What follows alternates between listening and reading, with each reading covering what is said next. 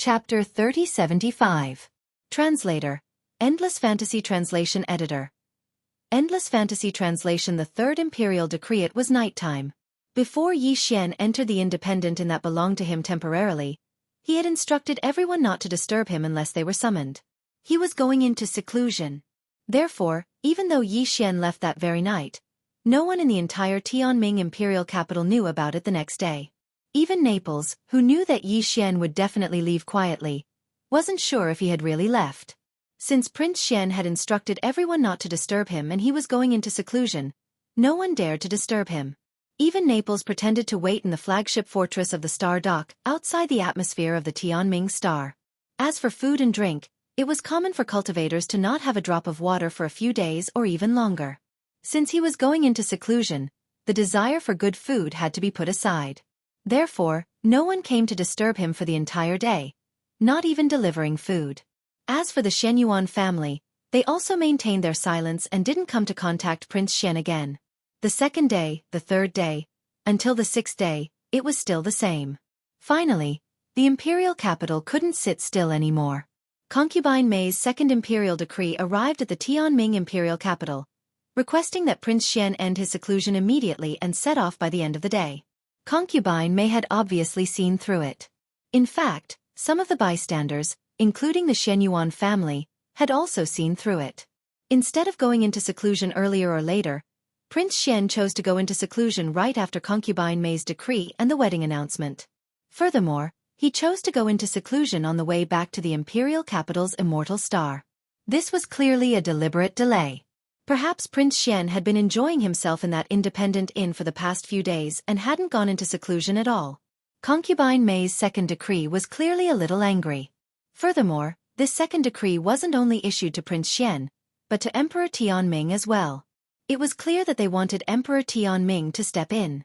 No matter what, they had to get Prince Xian onto the fortress fleet and head for the Undying Star. Emperor Tianming did not appear, but the head steward of the Imperial Palace did. However, after the head steward of the Imperial Palace entered the Imperial Academy, his expression changed before he even entered Yi Xian's independent inn. He sighed. The prince has already left. Moreover, he has been gone for a long time. I'm afraid it's been 5 or 6 days. The Emperor Palace officials behind him were stunned for a moment before their expressions changed. This wasn't a small matter. They were clearly disobeying the Imperial Edict. Although the Imperial Edict wasn't issued by the immortal Emperor himself, Consort Mei was the most powerful concubine in the Imperial harem. Her Imperial Edict couldn't be disobeyed. Even her own son had disobeyed her orders. To Concubine Mei, this was tantamount to a slap in the face. If Consort Mei was angered, many people in the Tianming imperial capital would suffer. After all, Prince Xian was lost here. Some people would not be able to escape the blame. Chief Steward, what should we do? A pale-faced official asked the chief steward who represented Imperial Emperor Tianming. They were indeed in a state of panic now that something like this had happened so suddenly. What else can we do? He's already gone. Don't tell me you still want to lie to Consort Mei? If that's the case, we'll lose our heads. The chief steward replied indifferently, then turned around and left. He had to report this matter to Emperor Tianming. Although a prince of the imperial capital was popular, in the eyes of Emperor Tianming, he was nothing. However, the other party had stirred up a lot of trouble. Emperor Tianming was probably angry about this. After the chief steward left, the follow-up work started quickly. On one hand, the imperial capital's Undying Star's reply was reported immediately. On the other hand, the Tianming imperial capital also launched a comprehensive investigation into Prince Xian's disappearance. After all, as the imperial capital of the Tianming Empire, the Tianming star defense system was incomparable to that of an administrative star of a small country. It was inexcusable for a person to disappear just like that. Ordinary concealment techniques would not be able to escape the detection of the Tianming star defense system. If they did not get to the bottom of this matter, they would not be able to answer to Consort Mei. However, when Yi Xian left, he used the perfect vibration of the Devil Cultivator's mental strength skill. The heavenly underworld star defense system couldn't sense it at all. As a result, the final result of this investigation caused everyone to be dumbfounded. Prince Xian had indeed gone missing. However, when and how he had left, and whether he had left on his own accord or had been abducted. No one knew anything about this. The investigation result was a blank slate. There were no clues at all. Such a result made everyone fall into a daze. With the defensive system of the heavenly underworld planet, even a mystic light realm expert, such as the Neapolitan admiral, wouldn't be able to leave without leaving a trace if he used a concealment technique. However, Prince Xian had done it. Although his cultivation was still a mystery, and no one knew, no matter what, he shouldn't be as strong as a mystic light realm existence, right? Could it be that he was abducted by a supreme existence whose cultivation had surpassed the mystic light realm? Thinking of this possibility, the entire Tianming imperial capital started to panic. If this matter was investigated, who knew how many people would lose their heads? Prince Xian had fought alone in the demon territory of the First Universe and returned safely. However, he had suffered such a crime in his own territory. It was hard to say whether he would live or die. Even if the everlasting dynasty didn't pursue this matter, the countless fans of the prince in the entire myriad Luo Federation would definitely not let this matter rest. Because of this matter, the entire Tianming Empire's imperial capital was in a state of panic. Even Emperor Tianming could not sit still. Only the commander of the stronghold fleet, Naples, who was docked in the Tianming Star Dock, seemed anxious on the surface, but his heart was calm and he sighed. Even he was amazed that Prince Xian had been able to leave the Tianming Star without anyone knowing. At the very least, he would not be able to do the same thing. Apart from that, the purplish warbler also knew what was going on. All of this seemed very mysterious to outsiders, but she knew that Yi Xian had the mental energy of a demon. This was not a difficult thing to do. The Tianming Empire's imperial capital was the core of the Third Universe's technological faction. The demon scouts of the Tianming race would not be able to infiltrate this place. As such, the Tianming Star's star defense system did not have many defensive measures against the mental energy of a demon. Otherwise, Yi Xian would not have been able to leave so easily. The purplish warbler was well aware of this. Furthermore, Yi Xian's actions of running away from the marriage at the expense of angering concubine made her realize that perhaps she had really misunderstood this matter. As such, the purplish warbler's dissatisfaction gradually disappeared, and she began to worry about Yi Xian. It was also at this time that the third edict from the Undying Star finally arrived. Unlike the previous two edicts, this third edict wasn't issued by an immortal dynasty. Instead, it came from the headquarters of the Myriad Luo Federation. Chapter 3076. Translator, Nyoibo Studio Editor.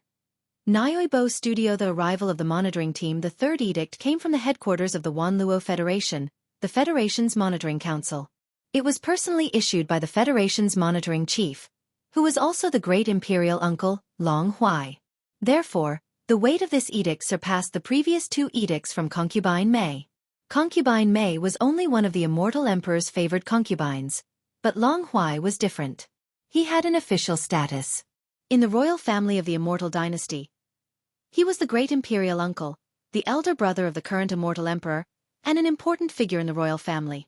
In the Wan Luo Federation, he was the head of the Federation's monitoring council. He had a high position and power. The content of the third edict was very simple, but the deeper meaning behind it made people wonder and even fear. The edict stated that the Federation's monitoring council of the Immortal Star had already sent an investigation team to Heavenly Underworld Planet to investigate Prince Xian's disappearance. At the same time, it requested the Shenyuan family's Naples fortress fleet to stay put and wait for orders. No one was to leave and wait for the arrival of the investigation team from the Federation's monitoring council to cooperate with the investigation of Prince Xian's deduction of 10 billion Federation contribution points. On the surface, this decree seemed to be quite normal, but after careful consideration, anyone could see that there was something wrong with it. First of all, the Immortal Dynasty should have sent an investigation team to investigate Prince Xian's disappearance, not the Federation's monitoring council. The Federation's monitoring council was a monitoring department of the Federation. It was equivalent to discipline. The nature of this incident, whether it was the prince disobeying concubine Mei's edict and running away from the marriage or the prince being kidnapped, should not have alerted the Federation's monitoring council to investigate. This was an internal matter of the Immortal Dynasty's royal family. Besides, if they were really here to investigate Prince Xian's disappearance, then the people mentioned in the edict to cooperate with the investigation should be the officials of the Tianming Empire, not the Shenyuan family and the Naples fortress fleet. Moreover, at the end of the edict, It specifically mentioned that Prince Xian's deduction of 10 billion Federation contribution points was wrong. This was even more unusual. It was clearly implying that Prince Xian's 10 billion Federation contribution points were deducted from him and his sudden disappearance this time. To put it bluntly, the hidden meaning of this imperial edict was clearly that the Federation's Overwatch Council was suspicious of Prince Xian. Even his sudden disappearance on Heavenly Underworld planet was included in this. Long Huai, the Overwatch Council, suspected that he had fled in fear of punishment. Disobeying Consort Mei's edict and running away from the marriage was just an excuse that Prince Xian used to cover up his escape from punishment when he got wind of it. Ordinary citizens of the Federation might not be able to see through all of this, but those who had some experience in politics would be able to figure it out after some thought. Of course, in view of the special status of supervising director Long Huai, he had always supported the Great Prince. Thus, when the Overwatch Council investigated Prince Xian, there was some personal grudge involved. This was something that everyone was well aware of. However, no one dared to casually discuss this matter. However, due to the arrival of this decree, the originally anxious Heaven Nether Imperial Capital instead gradually calmed down. The officials of the Dark Nether Capital were all shrewd people, and naturally saw that the nature of this matter had changed with a single glance. Even on Consort Mei's side, after the great Imperial Uncle Long Huai interfered and caused trouble, her attention and resentment were drawn away from the Tianming Empire and toward the great Imperial Uncle Long Huai. It was said that when immortals fought, the immortals suffered. That was true in normal battles. However, this was a battle for the throne within the royal family. It couldn't be too grand. At least, it couldn't be too obvious on the surface. Thus, both sides restrained themselves. Under these circumstances, when the immortals fought, the immortals became spectators. In short, the crisis of the Tianming Empire was basically resolved. However, for the people of Naples and the Shenyuan family, they immediately became nervous. One was from a large family in the imperial capital. The other was a high-ranking general who had been in the military for a long time. Naturally, they saw through the great imperial Uncle Long Huai's investigation order very clearly. Although they understood, they dared to be angry but did not dare to voice it. The great imperial Uncle Long Huai had justifiable reasons and excuses. Even if the essence of this investigation was indeed a battle for the throne, no one dared to rashly break this window paper. Even the immortal emperor would maintain his silence. On one hand, this concerned the face of the royal family. On the other hand, Long Huai was his brother and held a high position in the Wanluo Federation. Even if the immortal emperor did not like this kind of overly intense battle for the throne, on this matter, he could not take the initiative to express his opinion and be dragged into it. No matter when a battle for the throne appeared, as the holder of the throne at that time, he would usually maintain an aloof attitude of watching from the sidelines. Only when the situation developed into a situation that was difficult to resolve, would the holder of the throne appear and quell the unrest. In reality, in the immortal emperor's eyes, this battle for the throne was an excellent opportunity to examine the great prince and Prince Xian, who had suddenly appeared like a dark horse. The grand imperial uncle, Long Huai, was well aware of this as well. Thus, he was extremely confident. So long as he controlled the situation and didn't make the situation too serious and cause the imperial clan to lose too much face, it was impossible for the eternal empires to stand out and interfere in this matter. The people of Naples and the Shenyuan family both knew this point. Thus, at this moment, the people of Naples and the Shenyuan family all appeared calm and composed on the surface. However, in their hearts, they were not calm long ago. Other than anger, they were actually more worried. The methods of the Federation's Overwatch Council were not ordinary. If the great imperial Uncle Long Huai hardened his heart, this time, when Prince Xian was struck down heavily, they would also suffer and even be buried with him. Other than the Immortal Emperor, the headquarters of the Wanluo Federation located in the Immortal Emperor would also not express any opinion regarding Long Huai's abuse of power for personal gain this time. The Wanluo Federation was the Wanluo Federation of the human clan in the third universe and the various other Federation races in the second universe. In the headquarters of the Federation on the Immortal Planet, other than the human clan elites, there were also a large number of higher-ups from the other races in the second universe. There were even some important departments that controlled not the human clan elites but the elites from the other races in the second universe. The human clan and the other races basically maintained a kind of relative balance. Although the human clan and the other races in the Federation were united on the matter of the Tianji race against the outside world, within the Federation, competition and even struggle had never stopped. This could be seen from the fact that the positions occupied by the top 10 on the heaven list were sensitive enough to tug at the heartstrings of the two universes. This time, although the head of the Federation's Overwatch Council, Long Huai, was suspected of abusing his power for personal gain, this was, after all, an internal struggle within the human clan. The races in the second universe were naturally happy to sit on the fence and watch. Chapter 3077. Translator, Nioibo Studio Editor. Nioibo Studio Second Order Planet Warrior Yixian was still unaware of the third investigation order from the Wan Luo Federation headquarters. He was actually in the void near the heavenly underworld planet and had not gone far. After silently leaving the heavenly underworld planet that night, Yixian traversed the void with his physical body. When he was far enough away, he summoned the Dongshu shuttle and stepped in. Then, he activated the concealment array of the Dongshu shuttle and remained in the void near the heavenly underworld planet. This was because Yixian was quietly waiting for the follow-up response from Consort Mei on the Immortal Star. Not only did Prince Xian not return to the Immortal Star as ordered, but he also escaped the marriage and left quietly. This was tantamount to slapping Consort Mei in the face, so it was impossible for the Immortal Star not to respond. Yixian, on the other hand, would be able to analyze the intentions and movements of the suspected Tianji clan member, Ying Tai, through the follow-up response from the Immortal Star. Then, he would be able to take countermeasures accordingly. Due to this consideration, he could not leave the heavenly underworld planet too far. This was because he had to activate his personal space communication system at any time to connect to the heavenly underworld planet space network and search for information. Furthermore, before he entered the Imperial Dojo, he had instructed that he would be in seclusion and not to disturb him unless there was something important. Therefore, according to Yixian's estimation, the news of his sudden disappearance would take at least 1 or 2 days to reach the Immortal Star. And by the time Consort Mei reacted, it would probably be 3 or 4 days later. Because of this, out of boredom, Yixian switched the Dongshu shuttle to self-propelled mode and took out the Star Core origin. Taking advantage of this opportunity, he entered seclusion inside the Dongshu shuttle. Although he was now a planet-grade elite, this was clearly far from enough. Prince Xian's cultivation level could not only be at the 4th major realm. When he had first left the Immortal Star and started the Imperial family's ultimate trial, his cultivation level had probably been much higher than this. Although everyone believed that Yixian was concealing his cultivation base and deliberately controlling what he revealed to the outside world at the planet grade, it was very likely that Yixian would encounter a situation where he would be forced to reveal his true cultivation base during the upcoming power struggle in the Immortal Dynasty. Under such circumstances, if Yixian couldn't display a stronger cultivation base and was still a planet First Order, it would immediately arouse suspicion. Therefore, whenever he was free, he would seize the time to cultivate.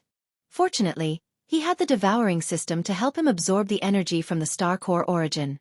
His speed in this aspect was already very fast, and coupled with the fact that his mental state had improved several times in a row, he was able to make consecutive breakthroughs in a short period of time.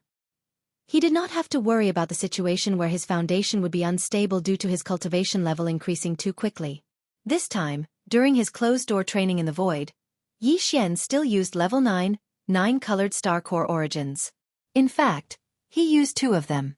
In just 8 short days, when all the Star Core origins that he had thrown to the devouring system had been completely absorbed and finished his training, Yixian heard the familiar system prompt in his mind again. Ding! Congratulations to the host for leveling up.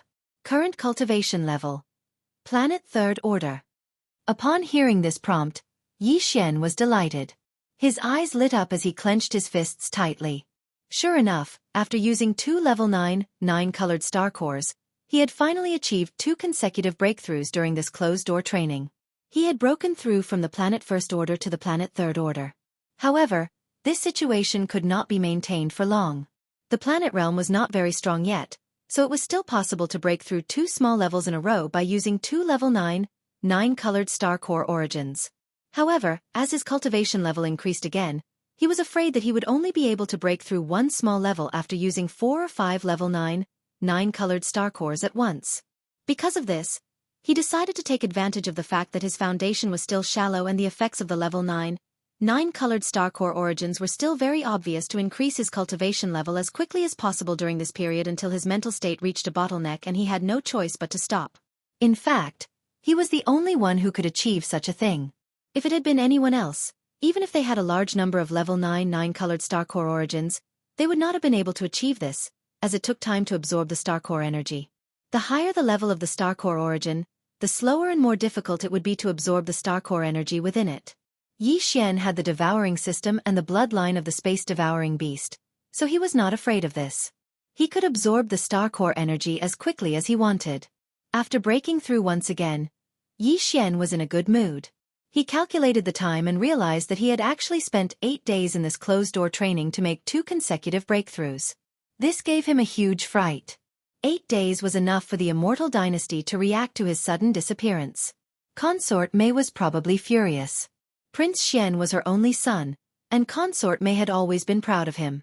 This time, Prince Xian was carrying out the royal family's ultimate trial outside, and she had always been very worried. Back when Yi Xian had used the Federation's contribution points to exchange for 3 level 9 gene cultivation fluids on the Heavenly River planet, Consort Mei had even taken advantage of that opportunity to ask for a drop of immortal ancestral dragon blood from the immortal emperor. She had mixed it in and sent it to Yi Xian in violation of the rules. This time, Consort Mei was worried about Prince Xian's marriage. She had sent down an edict for him to return to the immortal star immediately and complete the wedding. However, Prince Xian did not care about his mother's feelings at all and skipped work halfway. Consort Mei would definitely be furious when faced with all this. Perhaps the entire heavenly underworld planet was in chaos by now.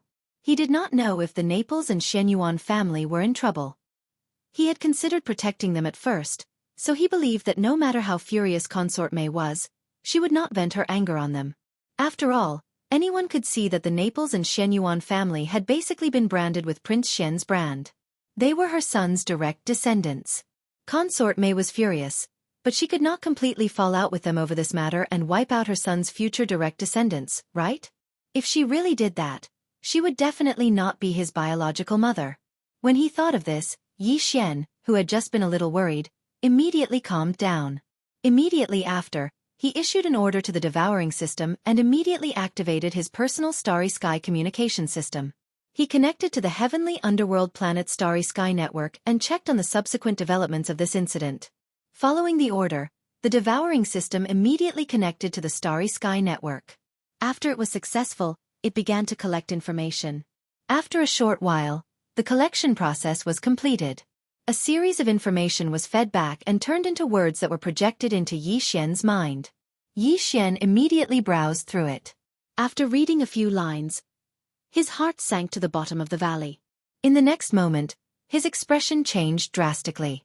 In addition to being furious, he even subconsciously let out a cry of alarm. What? How could this be? Chapter 3078. Translator, Nyoibo Studio Editor. Nyoibo Studio Isolation and Investigation. Now that Prince Xian was at the peak of his power, it was not easy to find a chance to deal with him and suppress him. As the Federation's chief inspector, the great imperial uncle Long Huai would not treat him lightly. This time, the investigation team of the Overwatch Council from the headquarters of the Undying Stars Wan Luo Federation was personally led by his deputy. They took a space fortress and descended on the heavenly underworld planet. Long Huai's deputy was also a member of the Undying Dynasty's royal family, so he also had the surname Long and his name was Long Kuei. However, this person was only a side relative of the royal family and belonged to Long Huai's line. In terms of seniority, he was the same as Long Huai. If Yi Xian came into contact with him as Prince Xian, he would also call him uncle. However, compared to Long Huai, Long Tianba, and the other royal uncles, this uncle was clearly much less important. After all, he was only a side relative. Long Kuei and Long Huai were the same. They belonged to the radical and powerful faction.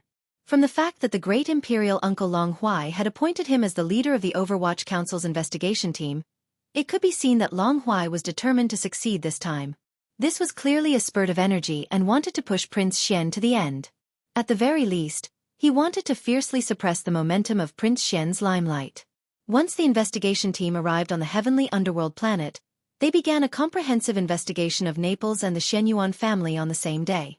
As for Prince Xian's disappearance, they did not waste their time at all. Tianming's imperial capital had already been thoroughly investigated. Since there was no result, then even if the Federation's Overwatch Council began another investigation, it would be impossible for them to find anything new. Although this was the truth, they didn't even bother to go through the formalities. As soon as they arrived, they began to investigate Naples and the Shenyuan family, who were closely related to Prince Xian. Sima Zhao's intentions were well known.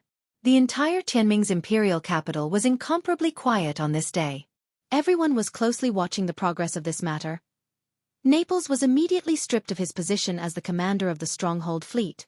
The entire stronghold fleet was temporarily led by Imperial Uncle Long Tianba and returned to the Immortal Star. The purpose of this was obviously to make it easier to investigate Naples in the future, and to separate his direct troops from the commander. Following the forced departure of the fortress fleet and the return of the Immortal Army, Naples and the Purplish Warbler were brought to the Federation Fortress, where the investigation team was located by the monitoring officers of the Federation Overwatch Council and isolated for investigation. Naples was a good match, but when the Overwatch Council censor went to the Shenyuan family to ask the Purplish Warbler to cooperate with the investigation, they were met with some obstacles, and a conflict almost broke out. In the end, the head of the Shenyuan family, Shenyuan Bo, was injured. An ancestor of the Shenyuan family also appeared and ordered the family to restrain themselves. Thus, the officials of the Federation Overwatch Council were able to successfully take the Purplish Warbler away. This matter caused a stir in Tianming's imperial capital.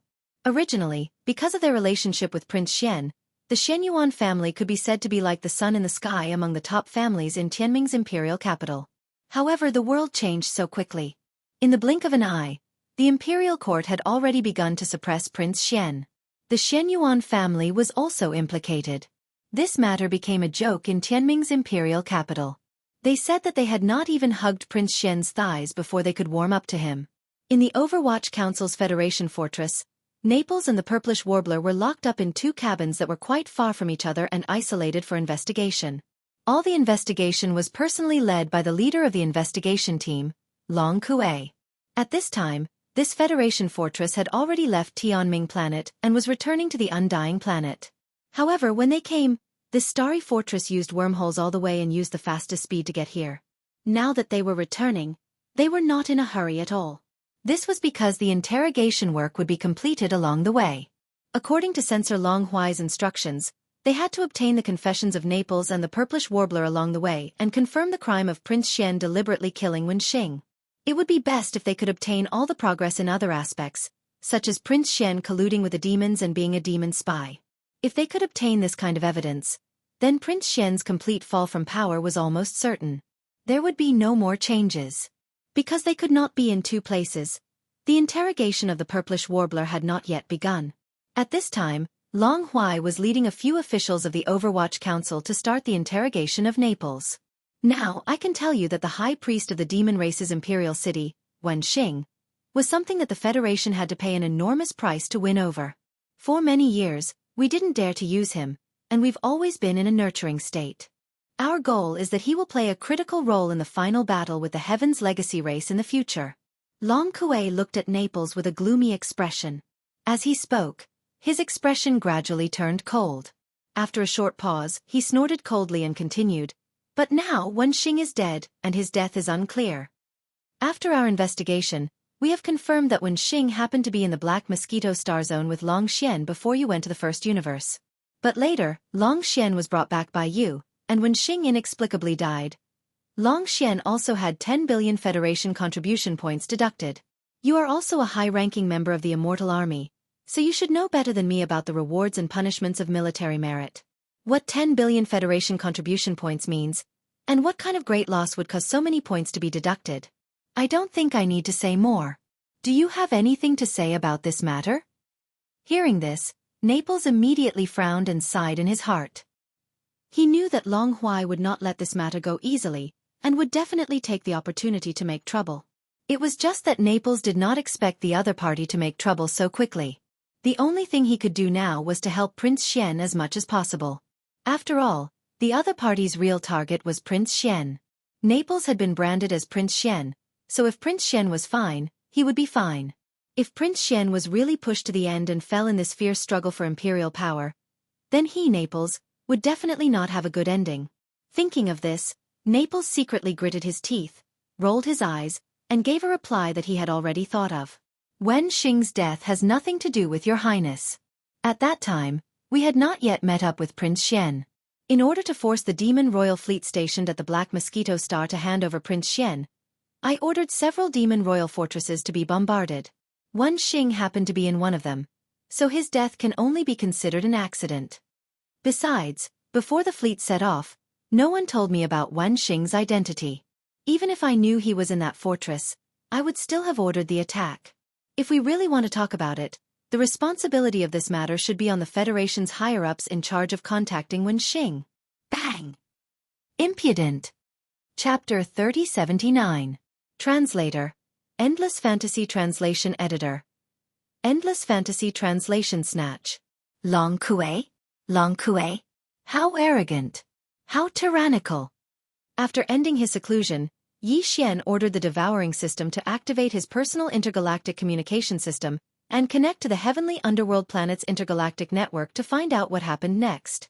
He immediately found out about the arrival of the two subsequent edicts, as well as the Federation's Chief Inspector Long Huai sending an investigation team to the heavenly underworld planet, overthrowing Naples, arresting the purplish warbler, injuring the Shen Yuan family head, and so on. A surge of anger and resentment instantly surged from Yi Xian's chest.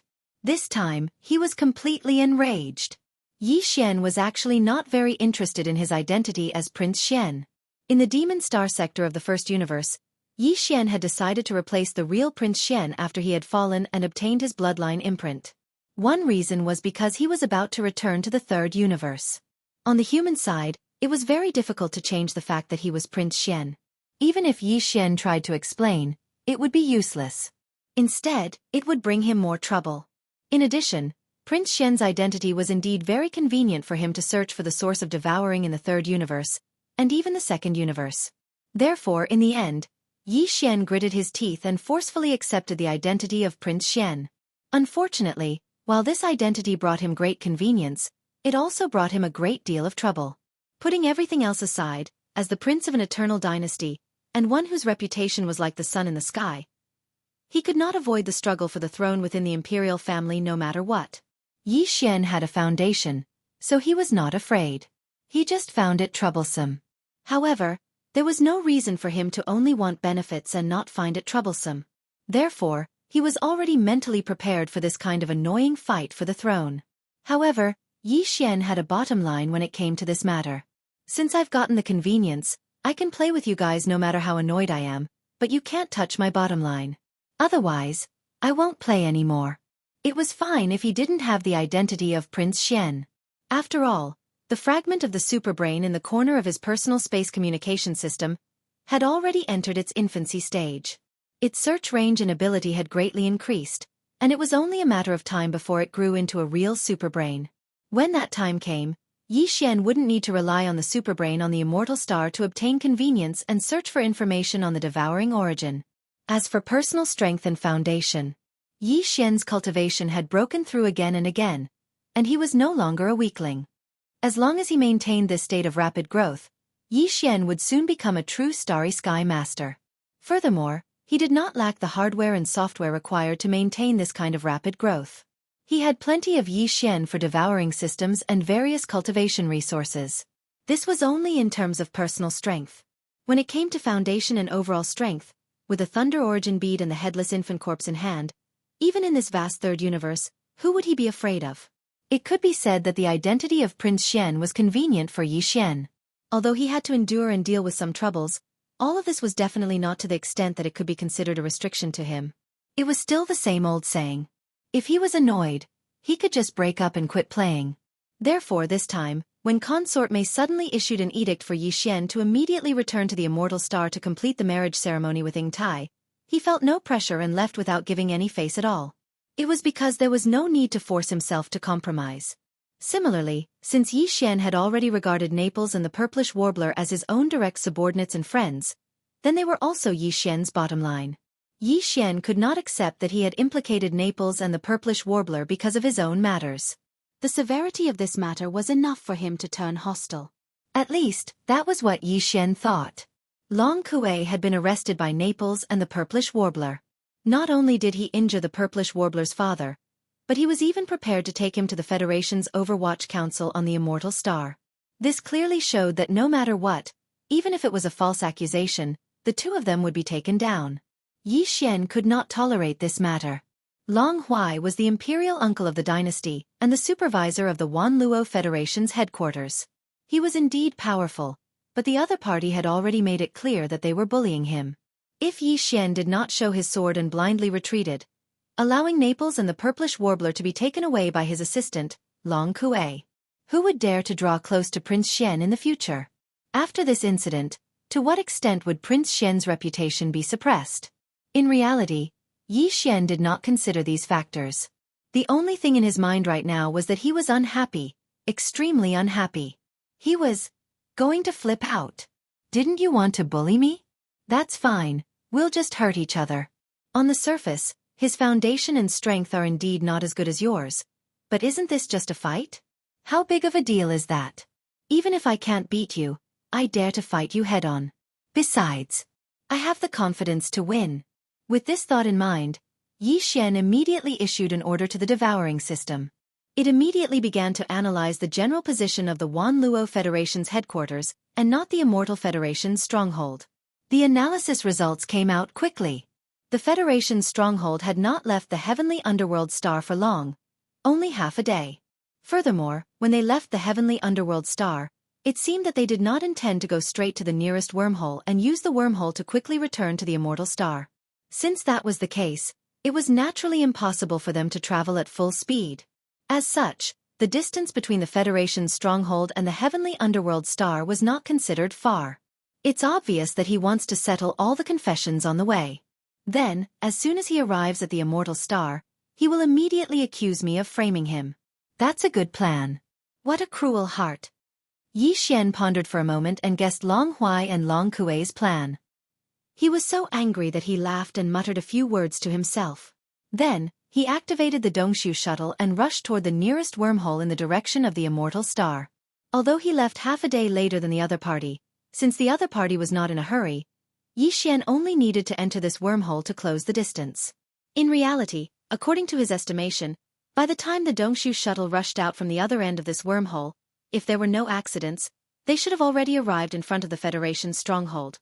This would allow him to make some necessary arrangements in advance on the star path that the other party had to take to reach the immortal star. Since they were robbing people, there was obviously no need to be polite. This time, Yi Xian was even mentally prepared to use the Heavenly Legacy clan's stronghold. When he was just a commoner, he was not afraid of power. He even dared to provoke the Demon Scout Corps, let alone now that he had the identity of a prince on the surface. Chapter 3080. Fully prepared. Although Yi Xian was infuriated, he wasn't so angry that he would lose his head. Their target this time was an interstellar fortress. If they wanted to take back Naples and the purplish warbler, they had to use their trump cards. However, Yi Xian had to consider clearly what could be used and what couldn't be used. Of course, the couldn't be used here didn't mean that they absolutely couldn't be used. Rather, it was best not to use them unless they had no other choice. For example, the Headless Infant's Corpse or the Thunder Origin Pearl.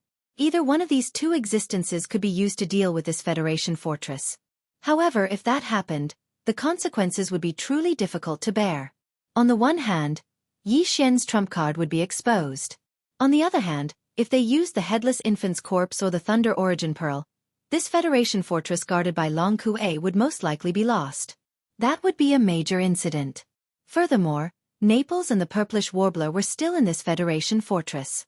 If they really did leave them be and accidentally hurt them, Yi Xian wouldn't be willing to do so. As the Dongshu shuttle rushed into the wormhole, these questions quickly turned in Yi Xian's mind. He fell into deep thought. After muttering to himself for a while, Yi Xian quickly set the tone for this operation. Since they were rescuing people, it could also be said that they were robbing people. In that case, this operation would be considered a robbery. The purpose of a robbery was to rob, not to kill or destroy. Thus, in terms of strength they had to intimidate. In terms of methods they also had to be intimidating. Now that he had decided on this theme, it was easy to arrange the next step. It was nothing more than one sentence. Display a sufficiently intimidating force and force Long Kuei to hand over Naples and the purplish warbler. The other party only had one battleship, but it was a starry sky fortress with a diameter of 100,000 meters. If Yi Xian wanted to form a sufficient deterrence against a force of this level, he would have to have at least one starry sky fortress. In other words, The Heavenly Legacy clan's fortress in the bank would have to be revealed this time. Yi Xian didn't care about this. This starry sky stronghold wasn't in existence like a trump card in his hands. Sooner or later, it would be exposed. This time, it was just a little earlier. In addition, the Black Mosquito, Black Wind, and Saint, the 3 interstellar fortresses with a diameter of 10,000 meters could also be used.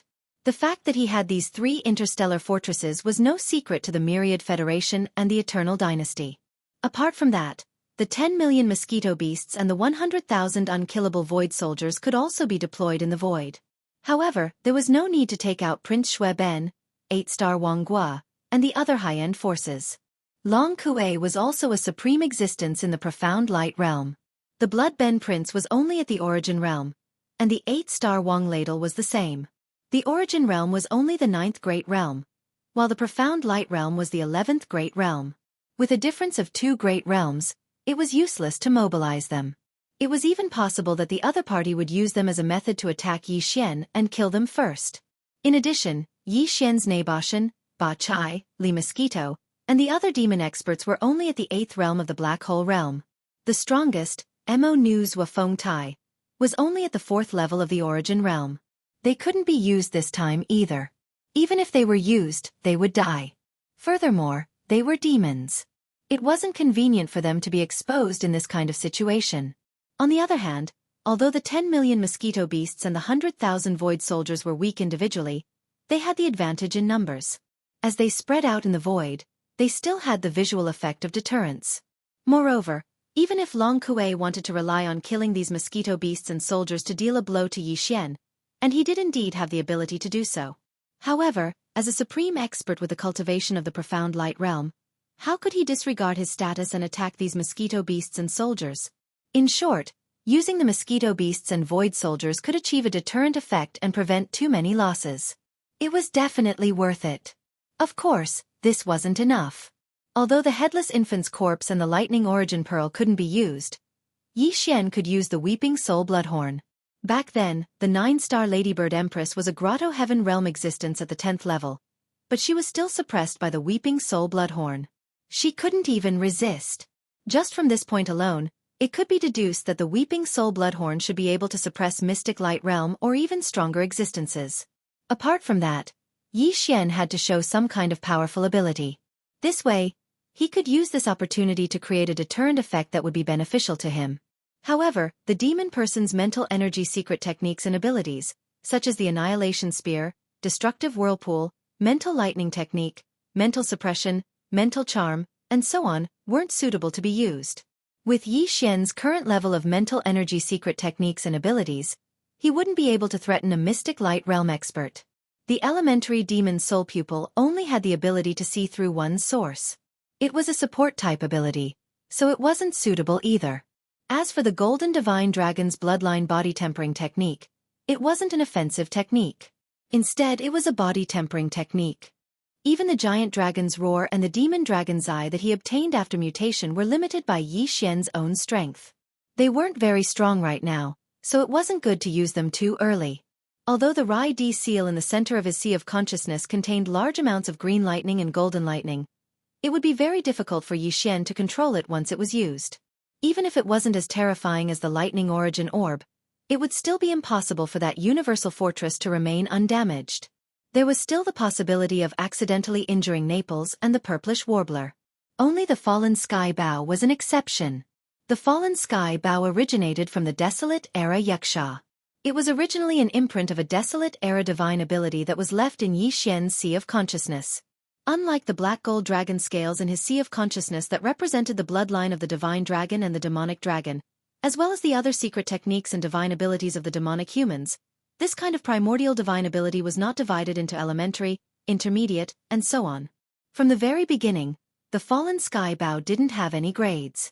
Once it was used, it would absorb a large amount of the host's energy, including cultivation power, mental energy, life force, physical energy, and even the mysterious aura released by the void marrow crystal. All of this would turn into a golden energy arrow that shot towards the opponent. Of course, the more powerful Yi Xian was, the more energy the divine ability imprint could absorb. The golden energy arrow that shot out would be even more powerful. However, even with Yi Xian's current strength, as long as he controlled his speed and used a large amount of his cultivation power, mental energy, physical energy, and so on, this arrow might not be completely harmless to Mystic Light Realm experts. The only problem was that if he didn't control his speed well, and the golden arrow absorbed too much energy, Yi Xian would probably faint on the spot like the previous 2 times. However, if he stored up energy in advance and used a large amount of multi-pupil thought crystals and star core origin to charge the arrow, this problem could be resolved. Chapter 3081. Translator, Endless Fantasy Translation Editor. Endless Fantasy Translation. Long Kuei's lobbying. The Dongshu shuttle only stayed in the wormhole for 2 hours before it rushed out from the other end of the wormhole and stopped on one of the paths leading to the undying star. The distance covered by this 2-hour wormhole jump would take an entire day, even at the normal speed of an interstellar fortress. The Federation fortress that Naples and the Purplish Warbler were in had only left the heavenly underworld star half a day earlier. In other words, it would still take half a day to reach the space where Yi Xian was at. Moreover, it would definitely pass through here as long as it wanted to return to the undying star. In the vast universe there were star paths everywhere. Every path led to Rome. Originally, there was no such thing as a path that had to be taken, but what kind of existence was the undying star? The imperial capital of the Undying Dynasty, one of the 2 great human factions, was where the headquarters of the Myriad Net Federation was located. Every year, countless warships would head there from all directions of the undying star. However, in general there were only 3 fixed star paths that were the best choice. These 3 star paths were the fixed paths that led to the undying star from the imperial capitals of the 3 great empires. At this moment, Yi Xian was on one of these star paths, the main star path that led from the imperial capital of the heavenly underworld star to the undying star. In the void, there were many star paths that had been explored and confirmed to be safe, but most of the time, these star paths were very quiet. Although there were many fleets going back and forth between the various administrative planets, the universe was too big, resulting in such a situation. However, this kind of desolate atmosphere was almost impossible to see on the 3 main planets. Sailing on the 3 main planets, it didn't take long for them to see 1 or 2 fleets of various sizes. Some belonged to some forces, and some were merchant fleets. At this moment, when Yi Xian's Dongshu shuttle appeared, there were fleets that could be seen from far and near. Yi Xian didn't care about these at all. Apart from rescuing Naples and the Purplish Warbler, he also had another purpose in robbing the Federation fortress. That was to show that he was domineering and not to be trifled with. Therefore, after stepping out of the Dongshu shuttle and waving his hand to keep it in his undying world, Yi Xian didn't care and directly brought out the Black Mosquito, Black Wind, and Holy Child scout fortresses. Some of the fleets in the nearby void were shocked. There was still a difference between the Demunkin scout fortress and the human race's great fortress. Those with discerning eyes could tell at a glance. This group of people thought that the Demonkin had attacked Universe 3 and had even attacked the Heavenly Underworld Empire. They were so scared that they were in a panic. They quickly fled and disappeared in the blink of an eye. Yi Xian didn't mind. With a wave of his hand, he activated the concealment formation of the 3 scout fortresses. Then, he took out the Thunderbolt Star Fortress that was 100,000 meters in diameter and stood in front of the 3 scout fortresses. He also activated the concealment formation, the Federation's fortress. In nearly a day, Long Kuei had finished interrogating Naples and the Purplish Warbler. At this moment, he was using another kind of conciliatory plan to persuade the 2 of them. Since it was a conciliatory plan, he naturally couldn't use isolation and interrogation that would easily make the 2 of them reject him. Long Kuei even arranged a sumptuous feast in the resting area of the command cabin on the top floor of the Federation's fortress. At this moment, he had just opened a bottle of 100-year-old red wine and planned to have dinner with Naples and the Purplish Warbler. He wanted to use this opportunity to persuade the 2 of them to cooperate with him and give a better testimony. Just at this moment, a Federation communications officer in the fortress sent an instant report. What was recorded was the feedback of the sudden appearance of 3 demon scout fortresses about 2 hours ahead of them. This was clearly the news spread by the merchant ships that were startled away. Long Kuei glanced at the report and immediately smiled. He casually put it down and poured the red wine as he said to Naples and Xianxia, "To be honest, even I feel that it's not worth it for the 2 of you to be so insistent. Do you know why? Because the guy you insist on protecting has proven with facts that he is just a kid who is still wet behind the ears. He is not worth investing in at all." In front of us, about 2 hours away from the main star, there are 3 demon scout fortresses. Of course, This can't be because the demon scout army has already reached the heavenly Dark Empire. Those 3 demon scout fortresses are clearly the Black Mosquito ship, Black Wind ship, and Saint Child ship. Hearing this, Naples and the Purplish Warbler were stunned at first, then their expressions changed at the same time and became gloomy. Long Kuei took in all of this, and the complacent look on his face became even more apparent. He felt extremely good about himself as he continued. Pardon my bluntness, but if I were that Prince Xian of yours, what I would do at this time is to secretly return to the Immortal Star and find his recently favored mother. Perhaps I could even put in some pillow talk with the Immortal Emperor and escape this calamity. Unfortunately, this kid is too impulsive. 3 demon scout fortresses that I don't know how he got his hands on, and he dares to intercept a Federation fortress? Ha! Let's not talk about how arrogant and ridiculous his actions are. Just this action of openly going against the Overwatch Council of the Federation is enough to confirm some of his crimes. The 2 of you can be considered to have a bright future. One is a 3-star general of the Undying Army, and the other is a direct descendant of the Shenyuan family in the Heavenly Underworld Empire. But you met the wrong person and were fooled by this guy's false reputation and chose to be loyal to him. This is really... Sigh, what a pity. But it's not too late to turn back now. As long as you record a testimony according to my instructions, then... dream on. Without waiting for Long Kuei to finish, the Purplish Warbler immediately interrupted him with a cold laugh. He then said, "Do you think Prince Xian is as childish as you say? In addition to the 3 demon fortresses, he also has a star fortress that is no weaker than yours. He also has an army of millions of mosquito beasts and tens of thousands of space-swallowing beasts. You should know about the space-swallowing beasts, right? They are terrifying creatures that exist in the space-swallowing black holes of the demon star sector. Even the superstar destroyer cannons of a normal fortress cannot damage them. They can even swallow the void of the universe.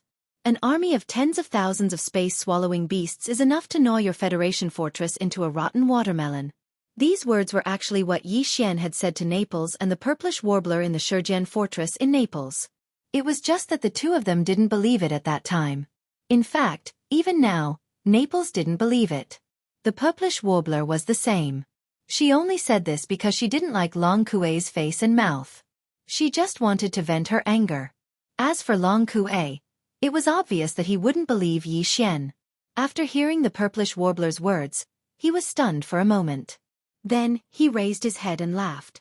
Chapter 3082. Translator, Nyoibo Studio Editor. Nyoibo Studio. This prince is robbing. In the void in front of him, 3 10,000-meter-tall demon scout fortresses suddenly appeared.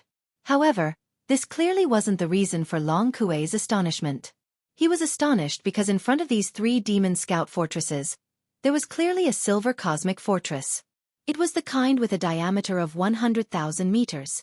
It was definitely a true cosmic fortress, just like the Federation fortress he was currently in.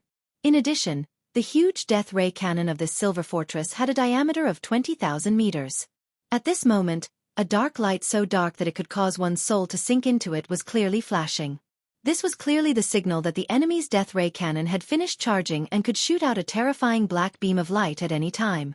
Although the Federation fortress under his feet also had a 20,000-meter-long death ray cannon, it had yet to charge up.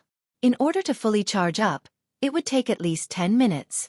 This amount of time was enough for the enemy to blast a 20,000-meter-wide hole in this Federation fortress. This wasn't all. What shocked him even more was that in the 3 demon scout fortresses behind the silver cosmic fortress, there was clearly a large number of mosquito beasts and void-devouring beasts charging out from the main passageway of the fortress. After charging out, they gathered at the left and right sides of the fortress. The void-devouring beasts were in front, and the mosquito beasts were behind. In the blink of an eye, 2 seas of ferocious beasts had formed. It was a frightening sight. Looking at the scale, there was definitely more than 100 mosquito beasts. There was definitely more than 10,000 void-devouring beasts. Similarly, there was also more than 10,000 void-devouring beasts. In the void in front of the silver fortress, Prince Xian's figure stood on the back of a 30-meter-long void-devouring beast. The latter's aura was that of a mid-stage origin realm expert. However, Prince Xian stood with his hands behind his back like his master. With a carefree expression, he said indifferently, "Long Kuei, right? This prince was bored, so I came over to rob you." Shenyuan Ziying's face was originally filled with a sluggish expression. At this moment, when she heard these words from the sound transmission system of the Federation stronghold, and then looked at Yi Xian's incomparably annoying face on the screen, she couldn't help but laugh out loud. Even Naples chuckled foolishly. A warm feeling flowed through his heart. At least, Prince Xian had not given up on him. He would rather bear the crime of robbing the official stronghold of the Federation Overwatch Council to come rescue him. Although Naples didn't think it was a wise move, and if possible, he would definitely try his best to stop it. But it really happened, and the ambiguity in his heart couldn't be suppressed. Following such a master, even if she was impulsive and ended up achieving nothing in the end, at least he would have no regrets in his heart. It was worth it. At this moment, a communications officer staggered into the lounge. His face was pale as he read the analysis report that he had just received. The enemy's interstellar fortress has been confirmed. It's the Deva butterfly of the Heaven's Legacy race. The main cannon has already finished charging. Also, the approximate number of mosquito beasts has been calculated. There are more than 10 million of them, and those above the black hole realm, there are more than 10,000 of them. As for the void-swallowing beasts, gurgle gurgle. More than 100,000 of them, at least 5,000 of them above the black hole realm. Oh, these are the void-swallowing beasts that even the fortress's super meteorite cannon couldn't kill. They can even eat up the void. If these 10,000 void-swallowing beasts swarmed forward, at least a quarter of the entire Federation stronghold would be eaten up before our death ray cannon finishes charging. The key is that even if our death ray cannon finishes charging, we won't be able to attack. All the void-swallowing beasts are already close to the walls of the stronghold. We won't be able to hit them. As he spoke, the communications officer of the Federation stronghold was on the verge of tears. He had never even thought about such a battle, let alone seeing it with his own eyes. It was too frightening. 10 million mosquito beasts? 100,000 void-swallowing beasts? Oh my god! Hearing this, the purplish warbler was so shocked that he sucked in a breath of cold air. His face was filled with shock. So what this guy said before was the result of compressing the numbers by 10 times. I thought he was just bragging, but now, it seems like he really is keeping a low profile. More than 15,000 black hole realm beasts? Oh my god, how did His Highness do it? Naples was so scared that his entire body trembled. Even though he was a mystic light realm expert and it wasn't impossible for him to kill 10 million mosquito beasts and 100,000 void-swallowing beasts, it would definitely tire him out. At this moment, he couldn't understand Prince Xian. Putting aside that Origin Realm Mosquito Emperor, that void-swallowing beast with 8 stars on its back is clearly at the Origin Realm as well. Adding on the fact that there are more than 15,000 black hole realm beasts. Even I can kill them, but if I want to subdue them, I won't be able to do it even if my cultivation breaks through another realm. His Highness is really a god. Long Kuei also fell into a daze. He had only casually glanced at the screen before. Even though he knew that there were many mosquito beasts and void-swallowing beasts, he didn't know that there were so many of them. This was the result of the Federation's scanning system being scanned and quickly analyzing the capabilities of the Federation's fortress, which was why the final result could be obtained so quickly. Normally, when a person's numbers reached a certain level, they would only think that there were a lot of them.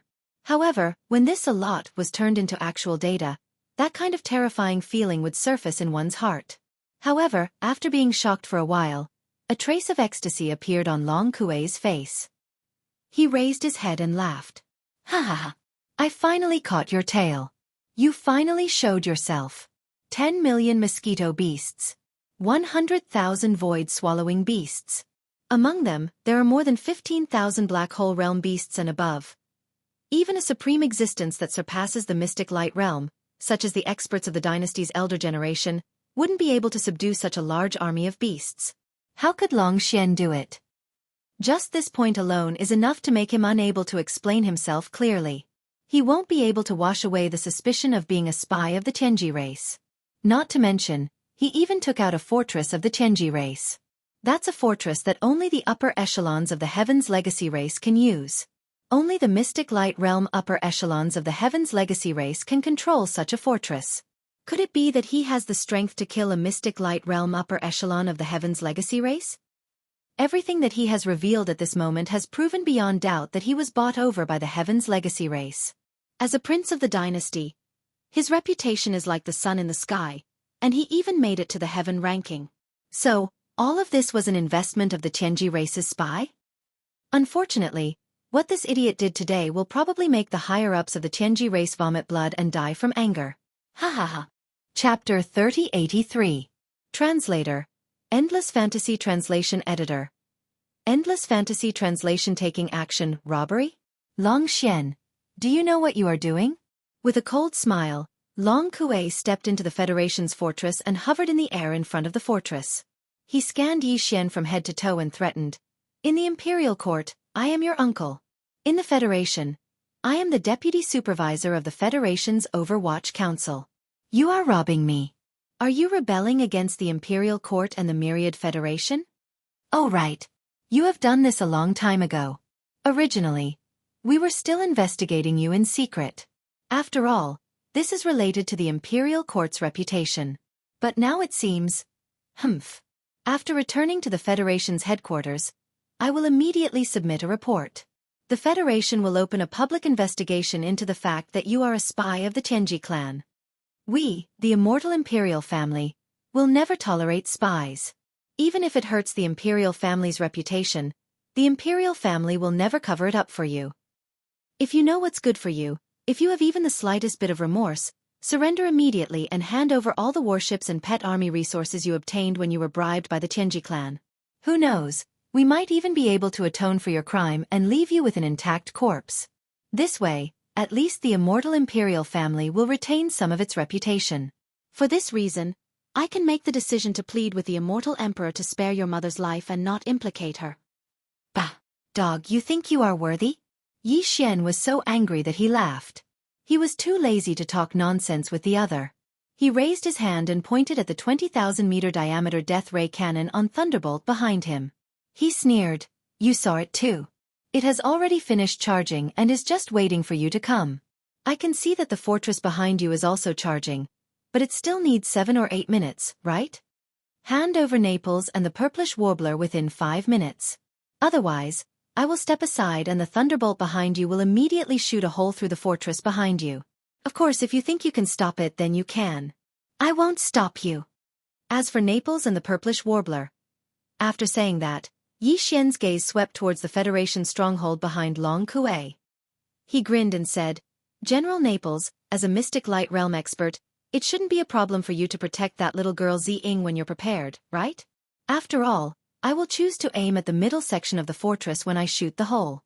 You should be at the top cabin, right?" Upon hearing this, the expressions of all the Federation officers and soldiers in the command cabin on the top floor of the Federation fortress immediately changed. They knew about Prince Xian's ruthless methods on the Heavenly River planet. If he said he would do something, he would really do it. This was especially so for the Federation officers and soldiers who happened to be at the middle section of the fortress. Every one of them had goosebumps all over their bodies. A death ray cannon with a diameter of 20,000 meters was fired at them at such a close distance. Although they were also in a starry sky fortress, they would still be shot through even if their energy shields were fully activated. The other party had already nodded and would aim at the middle section of the fortress. That was clearly where they were at the moment. When the time came, that position would become a hole through. Would they be able to leave anything behind? If it weren't for the strict rules, these Federation officers and soldiers would have fled long ago. Long Kuei's expression instantly turned gloomy. Based on his understanding of Prince Xian, this guy would definitely do what he said he would do. In fact, since the other party had already shown his strength and revealed all the pet armies and even the starry sky fortress that he had obtained from the Heavenly Legacy race, it was obvious that he was determined to win today. If he didn't hand over the people, then this matter would definitely not end peacefully. As far as Long Kuei was concerned, he couldn't wait to hand over the people. That was because in that case, it would be no different from confirming the fact that Prince Xian had attacked the Federation's fortress and kidnapped his comrades.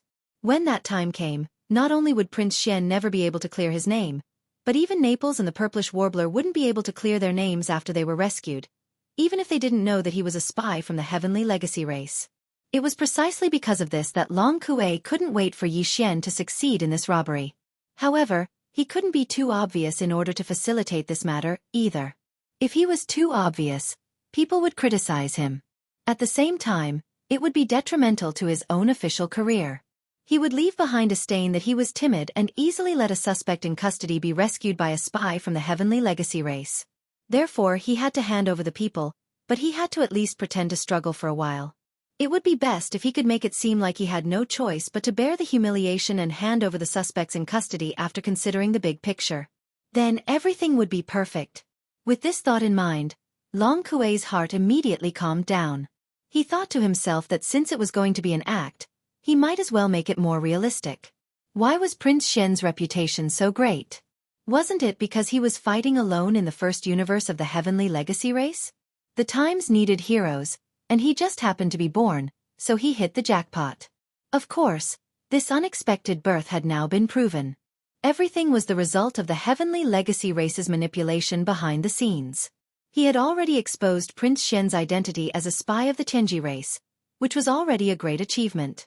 If he could perfect his performance further and display the image of a hero, he might be able to take advantage of this opportunity to replace Prince Xian and become the new hero idol in the hearts of the Federation's citizens. It wouldn't be impossible for him to do so. Thinking of this, Long Kuei's heart was immediately moved. While he was secretly delighted, his face revealed a righteous expression, as if he was facing death with equanimity. He waved his hand and said, "Long Xian, you crazy guy, do you really dare to open fire? Fine. Go ahead and open fire. As the deputy supervisor of the Federation, I will never compromise with a villain like you. You can try, but this deputy supervisor won't move a single step and will stand here. If you want to attack the Federation's fortress behind me, you'll have to step over my dead body first." "Are you sure?" Yi Xian saw through his thoughts and was instantly speechless. He didn't really want to blast a hole in the Federation's fortress. After all, he still had to clean up the mess afterward. It wouldn't be good to make a big deal out of it. But now, Long Kuei wanted to show off and said in public that he wouldn't move a single step. In that case, he wouldn't open fire and just give him a shot from the fallen sky bow. If the Federation's fortress was destroyed, it would be difficult to clean up the aftermath. But if Long Kuei died or was severely injured, he was a collateral member of the imperial family. As long as the imperial family didn't pursue the matter, the myriad Luo Federation headquarters would naturally avoid trouble. And this would be enough for Yi Xian to vent his anger. Even if he only severely injured this guy, Yi Xian's anger would be more or less appeased. Thinking of this, Yi Xian immediately raised his left hand and grinned. "Deputy Supervisor, you spoke so righteously just now. You won't be a coward when the time comes, right?" Chapter 3084. Translator, Endless Fantasy Translation Editor. Endless Fantasy Translation. What should be done is done. As soon as Yi Xian finished speaking, he raised his hand high up and pointed at Long Kuei. However, the palm of his left hand, which was originally empty, suddenly burst forth with a golden light. A golden bow in the form of energy appeared without any suspense. To Yi Xian, all of this was very familiar. At both ends of the ancient and ferocious bow, the two humanoid creatures that formed the semi-arc of the bow opened their mouths wide in anger, just like how Yi Xian was roaring madly at this moment. A bowstring that was clearly made of countless fine golden threads twisted together extended out from the wide mouths of the two roaring creatures at the same time. Very soon, it condensed into a bowstring. On it, there was clearly a golden energy arrow that quietly appeared, and the arrow was already on the bowstring. Before this, Yi Xian had thought about it and felt that he had to use this attack. His cultivation base was still only at third-order planet warrior. Although no one in the myriad Luo Federation really thought that his cultivation base was that weak, he could not be completely sure that no one would be suspicious. After all, no matter how shocking everything he did in the Demon Dweller Star Zone was, in this third universe, no one had seen it with their own eyes. But now, if he used the Heaven Falling Bow's divine ability, even if it was only to severely injure Long Kuei, then the loophole in his cultivation base would at least be delayed for a long time before anyone would suspect him. In order to prepare for this attack, Yi Xian had invested a large amount of multi-pupil consciousness crystals and star core origins. Of course, they were all low-grade goods. He had too many of these two resources in his hands, and as Yi Xian's cultivation base increased, their usefulness had gradually decreased. It was just right to use them here. However, even though he had used a large amount of multi-pupil consciousness crystals and star core origins as the energy source for this attack, at this moment, when Yi Xian used the Heaven Falling Bow again, The small golden bow that was originally suspended above his sea of consciousness still absorbed a large amount of Yi Xian's physical strength, blood, cultivation base, spiritual power, and life force. It was not that he did not prepare enough energy, but that this divine ability had been branded in his flesh and soul. To activate it, most of the energy consumption could be prepared in advance, but to activate this small golden bow in his sea of consciousness, Yi Xian still had to rely on his own strength to complete it. A strong sense of weakness hit Yi Xian. Although it was not as extreme as when he used the heaven-falling bow's divine ability the previous 2 times, he still had the illusion that his soul was dizzy. After paying such a price, if he still could not kill or severely injure Long Kuei, all of this would not be worth it. As this thought flashed through his mind, a fierce light burst out of Yi Xian's eyes. He suddenly said in a cold voice, "This bow is called the heaven-falling bow. Today, this prince will use the power of this bow to send you to heaven." As these words rang out, wisps of strange golden brilliance began to burst out from the depths of Yi Xian's eyes. He raised his right hand, grabbed the arrow's tail, and suddenly exerted force, instantly drawing the bow to its full length. At the same time, a huge illusory figure appeared behind him. It was almost as tall as the sky and was 100,000 feet tall. It seemed to be a little smaller than the 100,000-meter-wide Starry Sky Fortress. However, for some unknown reason, this ferocious illusory figure gave off a feeling of disdain and a terrifying pressure that seemed to be able to destroy the world. This illusory figure was the ancient Xianxia that Yi Xian had seen in the inheritance picture of the heaven-falling bow. The previous 2 times Yi Xian had used the heaven-falling bow's divine ability, the ancient Xianxia illusory figure had not appeared behind him. This time, even Yi Xian was greatly surprised by its unexpected appearance. He did not think too much about it and simply attributed it to his own growth in strength and the fact that he had reached the planet realm. As for whether it was true or not, now was not the time to delve into it. He would think about it later. In any case, it was not a bad thing. At least, the Xianxia illusory figure behind Yi Xian had boosted the momentum of his attack to the extreme. This illusory figure was simply too terrifying and sinister. It had a pair of huge wings on its back like a demon, and it exuded a thick and ancient aura from head to toe. There was also an incomparably sharp murderous aura that rushed toward him as soon as the illusory figure appeared. It made Long Kuei's heart beat violently, and a strong sense of life or death crisis surged in his heart. "What is this? You. Long Kuei, who had originally held his head high and looked as if he was about to die, suddenly changed his expression, and his body began to tremble. He even stuttered as he cried out involuntarily. A coward was ultimately just a coward. In the face of the ancient Xianxia illusory figure and the inexplicable sense of life or death crisis, Long Kuei finally shrank back. Buzz! A murderous light flashed in his eyes, and a rapid buzzing sound rang out. The giant energy bow in Yi Xian's hand instantly emitted a blazing golden light. In the blink of an eye, it quickly condensed and poured into the arrow on the bowstring without missing a single drop. It whistled through the air and instantly traversed the boundless void, closing in on Long Kuei and shooting out with a loud bang. The golden energy arrow from the fallen sky bow whistled out from Yi Xian's hand as if it had teleported. In the next instant, it had already traversed a vast distance and appeared in front of Long Kuei without any suspense. Ah! This is impossible. Although he knew that Yi Xian's cultivation was definitely not as simple as the 3rd level of the planet realm that he revealed on the surface, but now, the other party had only casually attacked from afar, and it gave Long Kuei, who was a mystic light realm expert, a sense of danger that he would die in the next instant. How could he be so strong? This was illogical. Unwillingness and doubt flashed through Long Kuei's mind in an instant, and he let out a miserable howl as if he had gone mad. In fact, before the golden arrow left the fallen sky bow in Yi Xian's hand, he had already turned around. As the deputy supervisor of the headquarters of the Myriad Luo Federation, and as a member of the imperial family of the Eternal Dynasty, Long Kuei obviously had many life-saving treasures. Just as his body suddenly turned around and fled for his life, a green soul crystal appeared behind him. A drop of soul blood was clearly flowing within the translucent green soul crystal.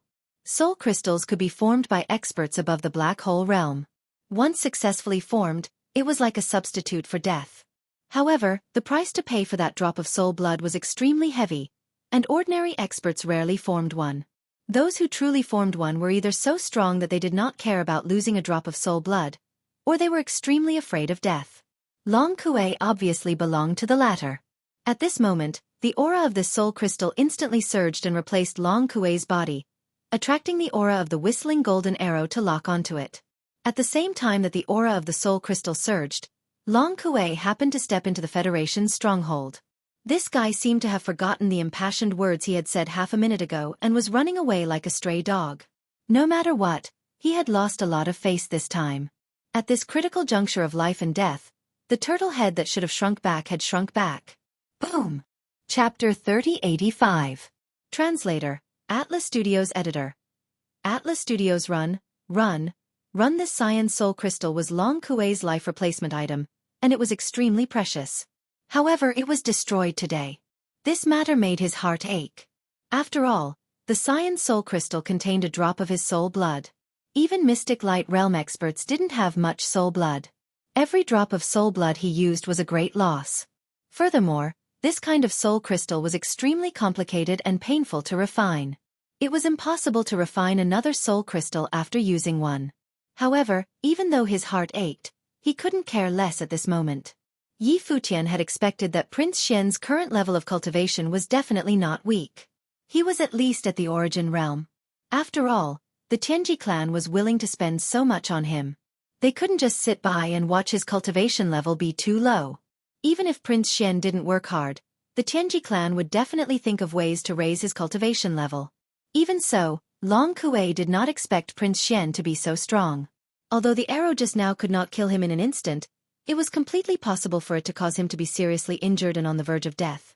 Although part of the reason for this was because the divine ability Prince Xian had used was too strange and too powerful. Long Kuei believed that Prince Xian's current cultivation was at least in the Grotto Heaven realm, even if he hadn't reached the Mystic Light realm yet. Damn this guy. He's in the 10th Great Realm, but he only shows the cultivation of the 4th Great Realm, the planet realm. What a jerk. With such resentment, the moment Long Kuei stepped into the federal fortress, he roared and gave the order. What are you still standing there for? Are you waiting for the enemy to blast you? Jump! Start jumping now. At this moment, there was only one thought in Long Kuei's mind. Run. Run. The faster the better. In fact, when he stepped out of the Federation's fortress, he had already given the order to start charging the space jump. Even the charging of the death ray cannons was compromised because of this. It was just for show. At that time, Long Kuei had already analyzed the situation clearly. No matter what, Prince Xian had revealed his trump cards at all costs.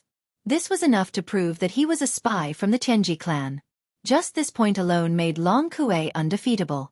In that case, there was really no need to stay here and waste time with the other party. At most, he would put on a show and immediately perform a space jump, bringing the Federation fortress away and returning to the Undying Star as soon as possible. The other party was also a Starry Sky fortress, which was of the same grade as the Federation fortress that he was in charge of. As long as he took the initiative and jumped through space first, it wouldn't be easy for Prince Xian to catch up to him even if he immediately chased after him. In fact, it might even be impossible. This guy was a lunatic. This could be seen from the fact that in order to rescue Naples and the Purplish Warbler, he had completely revealed his background. This kind of lunatic could go crazy at any time. Wouldn't it be a waste to take a shot from him? It was precisely because of this consideration that Long Kuei had already changed his decision before he stepped out of the Federation fortress. The charging speed of the death ray cannons was slowed down to the minimum, just for show. However, the space jump system of the Federation fortress was secretly charging at full power. Space jump, as a life-saving method, charged very quickly. Although it had only been a minute, in reality, the entire charging process had just finished. The Federation fortress immediately began a space jump. As a dim light flashed, the huge Starry Sky fortress disappeared in an instant. The Starry Sky void where it was originally located trembled slightly and let out a faint buzzing sound. He actually ran away? After all this time, it turns out that the words of the deputy supervisor of the Federation are also farts. This result surprised Yi Xian greatly. The other party's identity was there. No matter whether it was in the Wan Luo Federation Overwatch Council or in the Undying Dynasty, he was extremely prominent. However, the words he had just said were farts in the blink of an eye. No one would have expected such a situation. He could only blame the other party for being too shameless. He was simply too shameless. Unwilling to accept this, Yi Xian immediately gave the order for all the mosquito beasts and soldiers to return to their nests. After that, with a wave of his hand, the Black Mosquito, Black Wind, and Saint were all stored into the undying world within his body. Yi Xian stepped into the lightning fortress and immediately gave the order to pursue at full speed. With a buzzing sound, the lightning fortress immediately began a space jump and rumbled away at full speed. An hour later, tens of millions of miles away from the wormhole entrance where the two starry sky fortresses were previously facing each other, in a vast galaxy void, the originally calm and waterless universe void suddenly seemed to be disturbed by an external force. Suddenly, a layer of invisible ripples appeared. Faintly, there seemed to be a buzzing sound of space trembling extremely violently. A starry sky fortress with the insignia of the Wan Luo Federation engraved on its hull suddenly appeared in this void without any warning. Without stopping for a moment, it immediately sped towards the nearest wormhole entrance at full speed. This ship was the Starry Sky Fortress that belonged to the Federation's Overwatch Council and was commanded by Long Kuei. Even for a Starry Sky Fortress with a diameter of 100,000 meters, not to mention the wormhole jump, if it only used the Starry Sky Fortress's jumping ability to launch an extreme distance space jump, it would still not be able to continuously perform it. Just like how a cannon barrel needed to be cooled down, after the Starry Sky Fortress's space jump equipment had been fully operated once, it also needed a buffer period before it could perform a second jump. This buffer period, after a full-load extreme jump, would be at least 12 hours, which was half a day. Therefore, after completing an extreme jump, this Federation fortress could only use this method of traveling at full speed to rush towards the nearest wormhole. Although it was very likely that the Tianji race Silver Fortress chasing after them was of the same grade as Long Kuei's Federation fortress, the enemy's Death Ray cannon had long since finished charging. The terrifying Death Ray energy beam with a diameter of 20,000 meters could be fired at any moment. However, Long Kuei's Federation fortress was different. The entire Starry Sky Fortress's kinetic energy was already in a state of full operation. In order to ensure full speed travel, it had no time to charge the main cannon of the Starry Sky Fortress. If it chose the latter, its speed would definitely decrease greatly. At that time, before the main cannon of the Starry Sky Fortress could finish charging, the Silver Fortress chasing after it would have already caught up. At that time, when that crazy Long Xian fired his cannon, even a supreme existence like Long Kuei, who had the cultivation of the mystic light realm, would feel extremely uncomfortable even if the terrifying Death Ray cannon energy beam brushed past him. Even if he did not die, he would lose a layer of skin. The two Starry Sky Fortresses were of the same level, but because the Silver Fortress had the upper hand and was already prepared, it was able to completely control the situation as soon as they met. Right now, Long Kuei was filled with resentment, but there was nothing he could do. Right now, he had no other choice but to escape. Chapter 3086. Translator. Endless Fantasy Translation Editor. Endless Fantasy Translation Uproar. As the Federation fortress commanded by Long Kuei suddenly appeared in the void, it continued to move forward at an extremely high speed without stopping for a moment before quickly disappearing. About 10 minutes later, not far away, the void of the galaxy, which had just returned to normal, once again rippled with a layer of formless ripples. The same buzzing sound of the void trembling rang out. Immediately after, Yi Xian's lightning fortress appeared. It paused for a few seconds to confirm the direction, then immediately swept out with a loud rumble, turning into a silver ray of light as it chased forward at an extremely high speed. The position it had locked onto was precisely the direction of the void where Long Kuei's Federation fortress had disappeared 10 minutes ago. Although the two interstellar fortresses were of the same level, both were entry-level standard fortresses with a diameter of 100,000 meters. The Federation fortress commanded by Long Kuei was somewhat different from Yi Xian's lightning fortress. After all, the former was built by the human race's science and technology camp in the third universe, while the latter was a product of the Tianji clan in the first universe. Although the general configuration and functions were similar, there was still a slight difference in the performance index. The official members of the Tianji clan were all intelligent robots that had developed self-awareness. True members of the Celestial clan couldn't do the hard work of building battleships, space fortresses, and interstellar fortresses themselves, but the technology was still under their control. The actual execution was done by the highly intelligent robots that hadn't yet developed their own sentience. There was no doubt about the creativity of the human race. Among the thousands of races in the universe, there was a reason why the human race could be called the leader of all living things. However, when it came to mechanical manufacturing technology, the human race was really no match for the intelligent robots of the Tianji clan. Apart from the human pioneer of star-sky technology, Xing Bo, among the current human race experts, even the imperial preceptor of the everlasting dynasty, Dr. dared not say that he was superior to the Qianji clan in this aspect. In fact, Dr. was also an intelligent robot. Usually, no one would pay too much attention to the slight difference in mechanical manufacturing between the human race and the robots. Even the existence of such a slight difference could not be truly confirmed.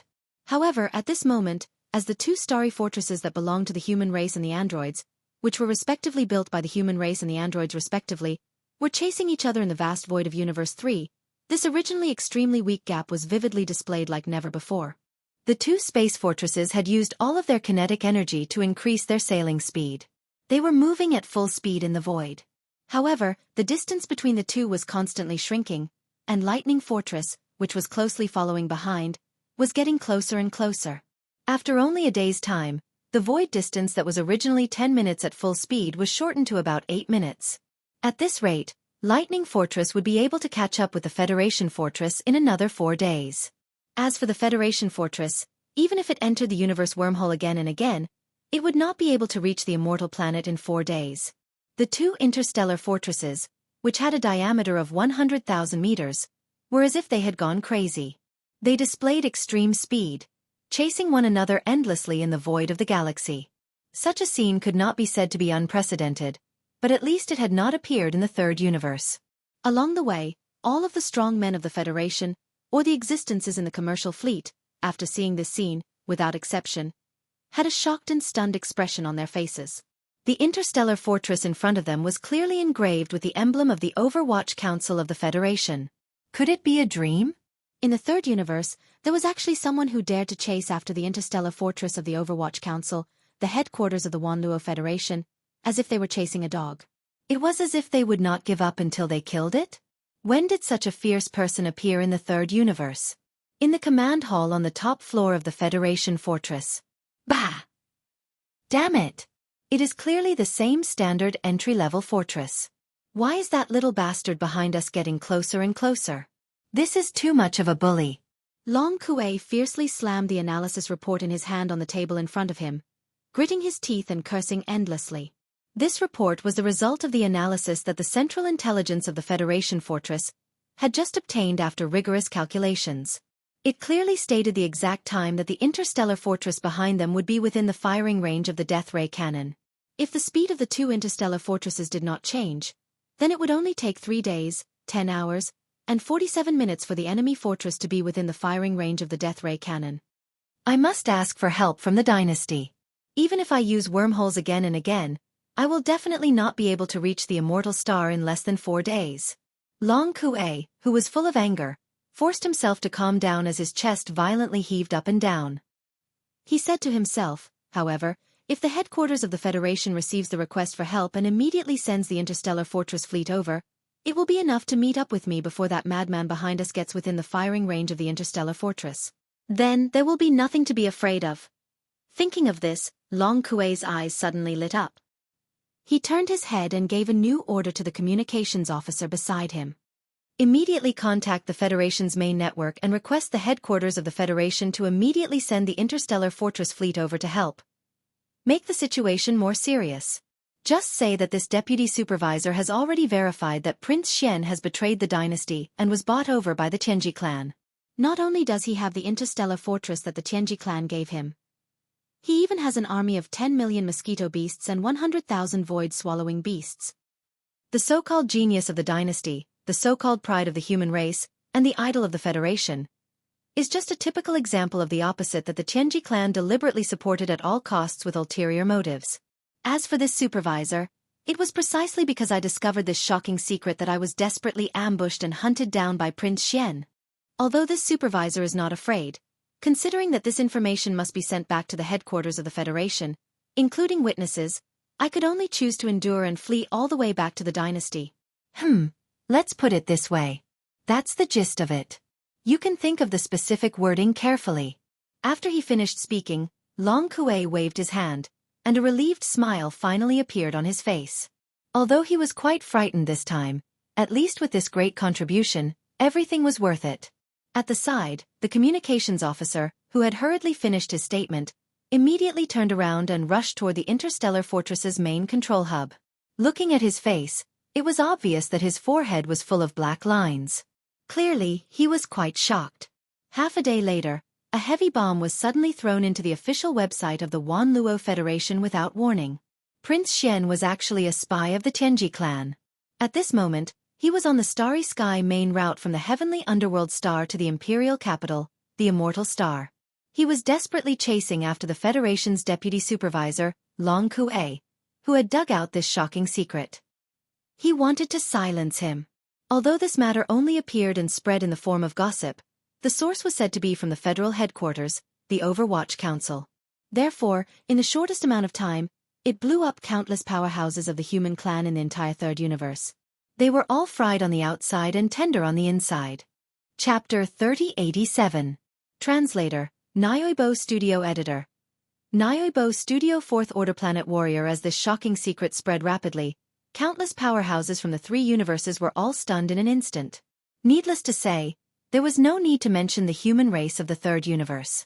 Now, Prince Xian's reputation was so great that he had almost become the pride of the entire human race.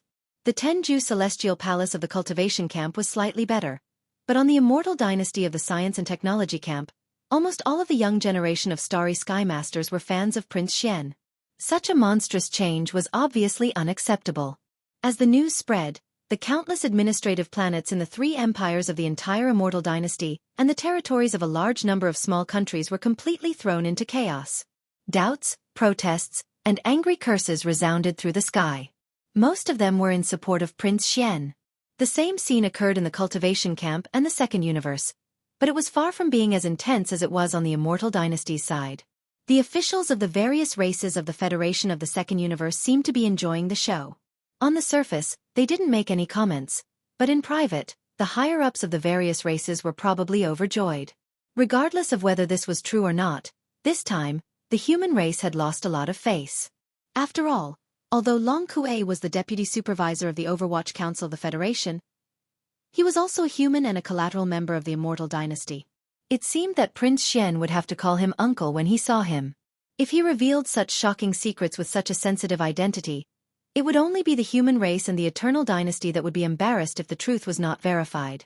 Nobody would deliberately consider his position as the deputy supervisor of the Federation. Compared to the various races of the Federation of the Second Universe, who were gloating, the Tianji race of the First Universe and its hundreds of slave races were obviously even more confused. The hundreds of slave races in the First Universe, including the demon race, were still fine. However, whether or not Prince Xian was a spy that the Tianji race had secretly nurtured and supported was something they couldn't be sure of. Their hearts were filled with suspicion. At most, they could only make wild guesses and nothing more. But the Tianji race was different, especially some of the higher-ups. After suddenly hearing this news, almost all of the core higher-ups of the Tianji race were dumbfounded. What was the human race playing at? Had the infighting of the Immortal Dynasty's royal family reached such a deranged state? Even Prince Xian, who had such a great reputation and was the pride of the royal family of the three universes, dared to slander him? And say that he was a spy of the human race bribed by the Tianji race? The hole in his brain was simply catching up to the skylight. Less than half a day later, after a period of shock and not knowing whether to laugh or cry, the Heavenly Legacy Race's base camp suddenly issued an edict, informing all the administrative planets of the First Universe's 700 races that the First Universe's arrest warrant issued against Prince Xian was completely cancelled. Hope that Prince Xian could escape from the human race and turn to the embrace of the Immortal Dynasty. The gate of the Immortal Dynasty race, the Immortal Dynasty, Xian, that Prince Xian Li. This was the news. Was realm race realm? World Xian Zhou Xian realm? Xian Studio and 2, Xian was Xian Studio News. Xian to say, X. Even some of the prince's fans were shaken and fell into silence. But even more people were still supporting Prince Xian, pointing out that this was just the Tianji race's deliberate plan to confuse the public. They wanted to make the Third Universe, and even the entire Myriad Luo Federation, even more chaotic. However, no matter what kind of opinion they held, at this moment, the gazes of the countless human clan masters in the Third Universe were all focused on the same star field. In that star sector, Prince Xian and the Federation's supervisor Long Kue were having a great time chasing after each other. They were chasing after each other as if they had gone mad and didn't give up. Those who fled were chased like stray dogs, and they were in a sorry state. In fact, the gazes that were paying attention to that star sector were not limited to the human race in the third universe. Even the various races of the Federation in the second universe, as well as the Tianji race and their servant races in the first universe, were all paying close attention to all the news from the third universe that was related to the star sector. No one knew what kind of situation this sudden incident would develop into. But this question had unwittingly tugged at the heartstrings of countless experts in the three universes. As the person involved and even the instigator of this incident, Yi Xian was completely unaware of all this. He didn't even know that Long Kuei had already officially reported the conclusion that he was a spy of the Tianji race to the Federation's Overwatch Council while he was running for his life. Of course, even if Yi Xian knew all this, he didn't care. When he decided to use such a high-profile and tough method to rescue Naples and the Purplish Warbler, he had already anticipated that such a situation would occur. From a certain point of view, all of this was actually what Yi Xian wanted to see. His goal was to use the final result of this incident to make a statement to his royal brother, who had been eyeing him covetously, and most likely had been secretly plotting against him for a long time, as well as the upper echelons of the royal family that supported him behind the scenes. If one had to insist on saying that it was a show of strength, it was actually not impossible. At least, Yi Xian would not deny it. As for what the final result of this incident would be, on this point, perhaps countless experts in the three universes were secretly guessing and analyzing, but for Yi Xian, he had already confirmed it without a doubt long before he officially launched the operation. Right now, what he needed to do, and what he was doing, was to turn this result, which could not possibly have any suspense, into an established fact bit by bit. In this regard, Yi Xian had a well-thought-out plan. Therefore, in the past 1.5 days, although Thunderbolt had been chasing at full speed like a madman, Yi Xian, who was in the commander-in-chief cabin on the top floor of Thunderbolt Fortress, had been extremely calm and collected. Even the control of Thunderbolt Fortress had been temporarily handed over to Zhuo Fengtai. As for Yi Xian himself, he sat cross-legged on the sofa in the commander-in-chief's resting area as if no one else was around. He took out a small pile of Star Core Origin and took a break from his busy schedule to start cultivating. According to the calculations and analysis of the devouring system, under the premise of maintaining the current speed, it would take at least 3 days to catch up with that stray dog in front of them and get within the range of the fortress's antimatter death ray cannons. For other human experts, 3 days would pass in the blink of an eye, so it was meaningless to cultivate or not. But for Yi Xian, 3 days of all-out cultivation was enough for him to make another small breakthrough in his cultivation realm. Since he had nothing to do, why not chase after the dog and raise his cultivation realm to 4th Order Planet Warrior at the same time? Chapter 3088. Translator, Endless Fantasy Translation Editor. Endless Fantasy Translation Body Odor. Previously, when Yi Xian had used the primordial super ability Skyfall Bow once again, he had been prepared. He had used a large amount of Star Core Origin and Multi-Pupil Essence Crystal as the energy source to absorb them in advance, and store them in the devouring system. When the Skyfall Bow was activated, it was immediately transferred out and injected into the small golden bow. Therefore, the amount of cultivation, spirit power, chi and blood force, life force, and so on that had been taken away from his body was actually not much this time. It was far from the level where he was able to achieve a breakthrough like the last time in the Saint Devil Forbidden Land. However, there was still the effect of digging out his potential. It was precisely because of this that Yi Xian took advantage of this opportunity to cultivate. For Yi Xian, this was the best time to make another breakthrough. And it was indeed so. When the last 2 hours of the third day had passed, the Star Core Origin energy from the devouring system completely stopped. Yi Xian relaxed and opened his eyes. The next moment, a familiar system notification sounded in his mind. Ding! Congratulations, host. Your realm has increased. Current realm: 4th Order Planet Warrior. Only a few more hours, and I will be within the range of the Death Ray Cannon? After getting up from the sofa, Yi Xian took back the temporary control of Lightning Fortress from Zhuo Fengtai's hands. He summoned the Dongshu shuttle and ordered it to enter it. After all, he was the commander of the Demon Tribe's foreign tribe. He was considered to be one of the higher-ups of the Demon Tribe. Even though he had become Yi Xian's demon slave, it was still not suitable for him to show up in Universe 3. At least for now. Anyway, he was not the only Origin Realm subordinate under Yi Xian. There was no regret or helplessness in temporarily hiding him. After putting away the Dongshu shuttle, Yi Xian turned around and glanced at the huge virtual screen of the command cabin on the top floor of Lightning Fortress. On the screen was a dark and endless void of the galaxy. It was dotted with countless stars of varying brightness. Right in front of him was a huge mysterious star that looked like a nebula vortex. That was one of the more than 10 wormholes on the main space route from heavenly underworld star to immortal star. In the past 3 days, Long Kuei's Federation stronghold and Yi Xian's lightning stronghold had completed a total of 3 wormhole jumps. The distance was both short and long, but at the very least, it was far beyond the limit of what the Starry Sky stronghold could reach. Otherwise, it would have been meaningless to enter a wormhole and perform a space jump in this kind of space. The nebula-like vortex in front of them was the entrance to the 4th wormhole. In fact, it should be the 5th wormhole that was not included. The closest wormhole to planet Heavenly Underworld star was not included in it. That was the star of the chase from there. At this moment, Long Kuei's light blue fortress happened to arrive at the edge of the wormhole. Without any hesitation, it dived into the wormhole and disappeared. Lightning Fortress followed closely behind. After 1 minute and 23 seconds, it also entered the wormhole entrance. Although a wormhole jump was not a normal interstellar travel, the speed of the jump was also related to the performance of the warship. Regardless of whether it was a warship, a fortress or a space fortress, or the same wormhole, it was impossible for 2 warships of the same level to spend the same amount of time in this process. There would always be a difference in speed, even if the difference was very small.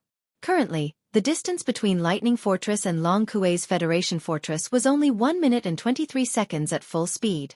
According to the analysis of the devouring system, this 1 minute and 23 seconds difference could be completely erased by Lightning Fortress during the current wormhole jump. It might even exceed it by a little. The jump distance of this wormhole was not close. Even if it was a space fortress, with its jump equipment operating at full capacity, the time it would stay in the wormhole would still be close to 6 hours.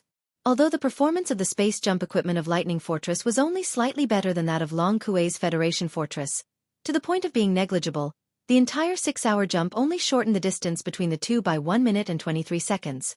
This was obviously no pressure at all. The analysis of the devouring system actually gave it 2 minutes and 3 seconds. In other words, although Yi Xian's Lightning Fortress entered the wormhole right after Long Kuei, when this wormhole jump was completed and they arrived at the exit on the other side of the wormhole, Lightning Fortress would silently overtake Long Kuei and rush out of the wormhole exit 40 seconds in advance. 40 seconds was enough for Yi Xian to complete some necessary arrangements in the space near the exit on the other side of the wormhole. Let's see how you escape this time. A light flashed across Yi Xian's eyes. As he spoke softly, a faint smile slowly appeared on his face. He did not rest for the last 6 hours. His mind was spinning rapidly as he reorganized everything.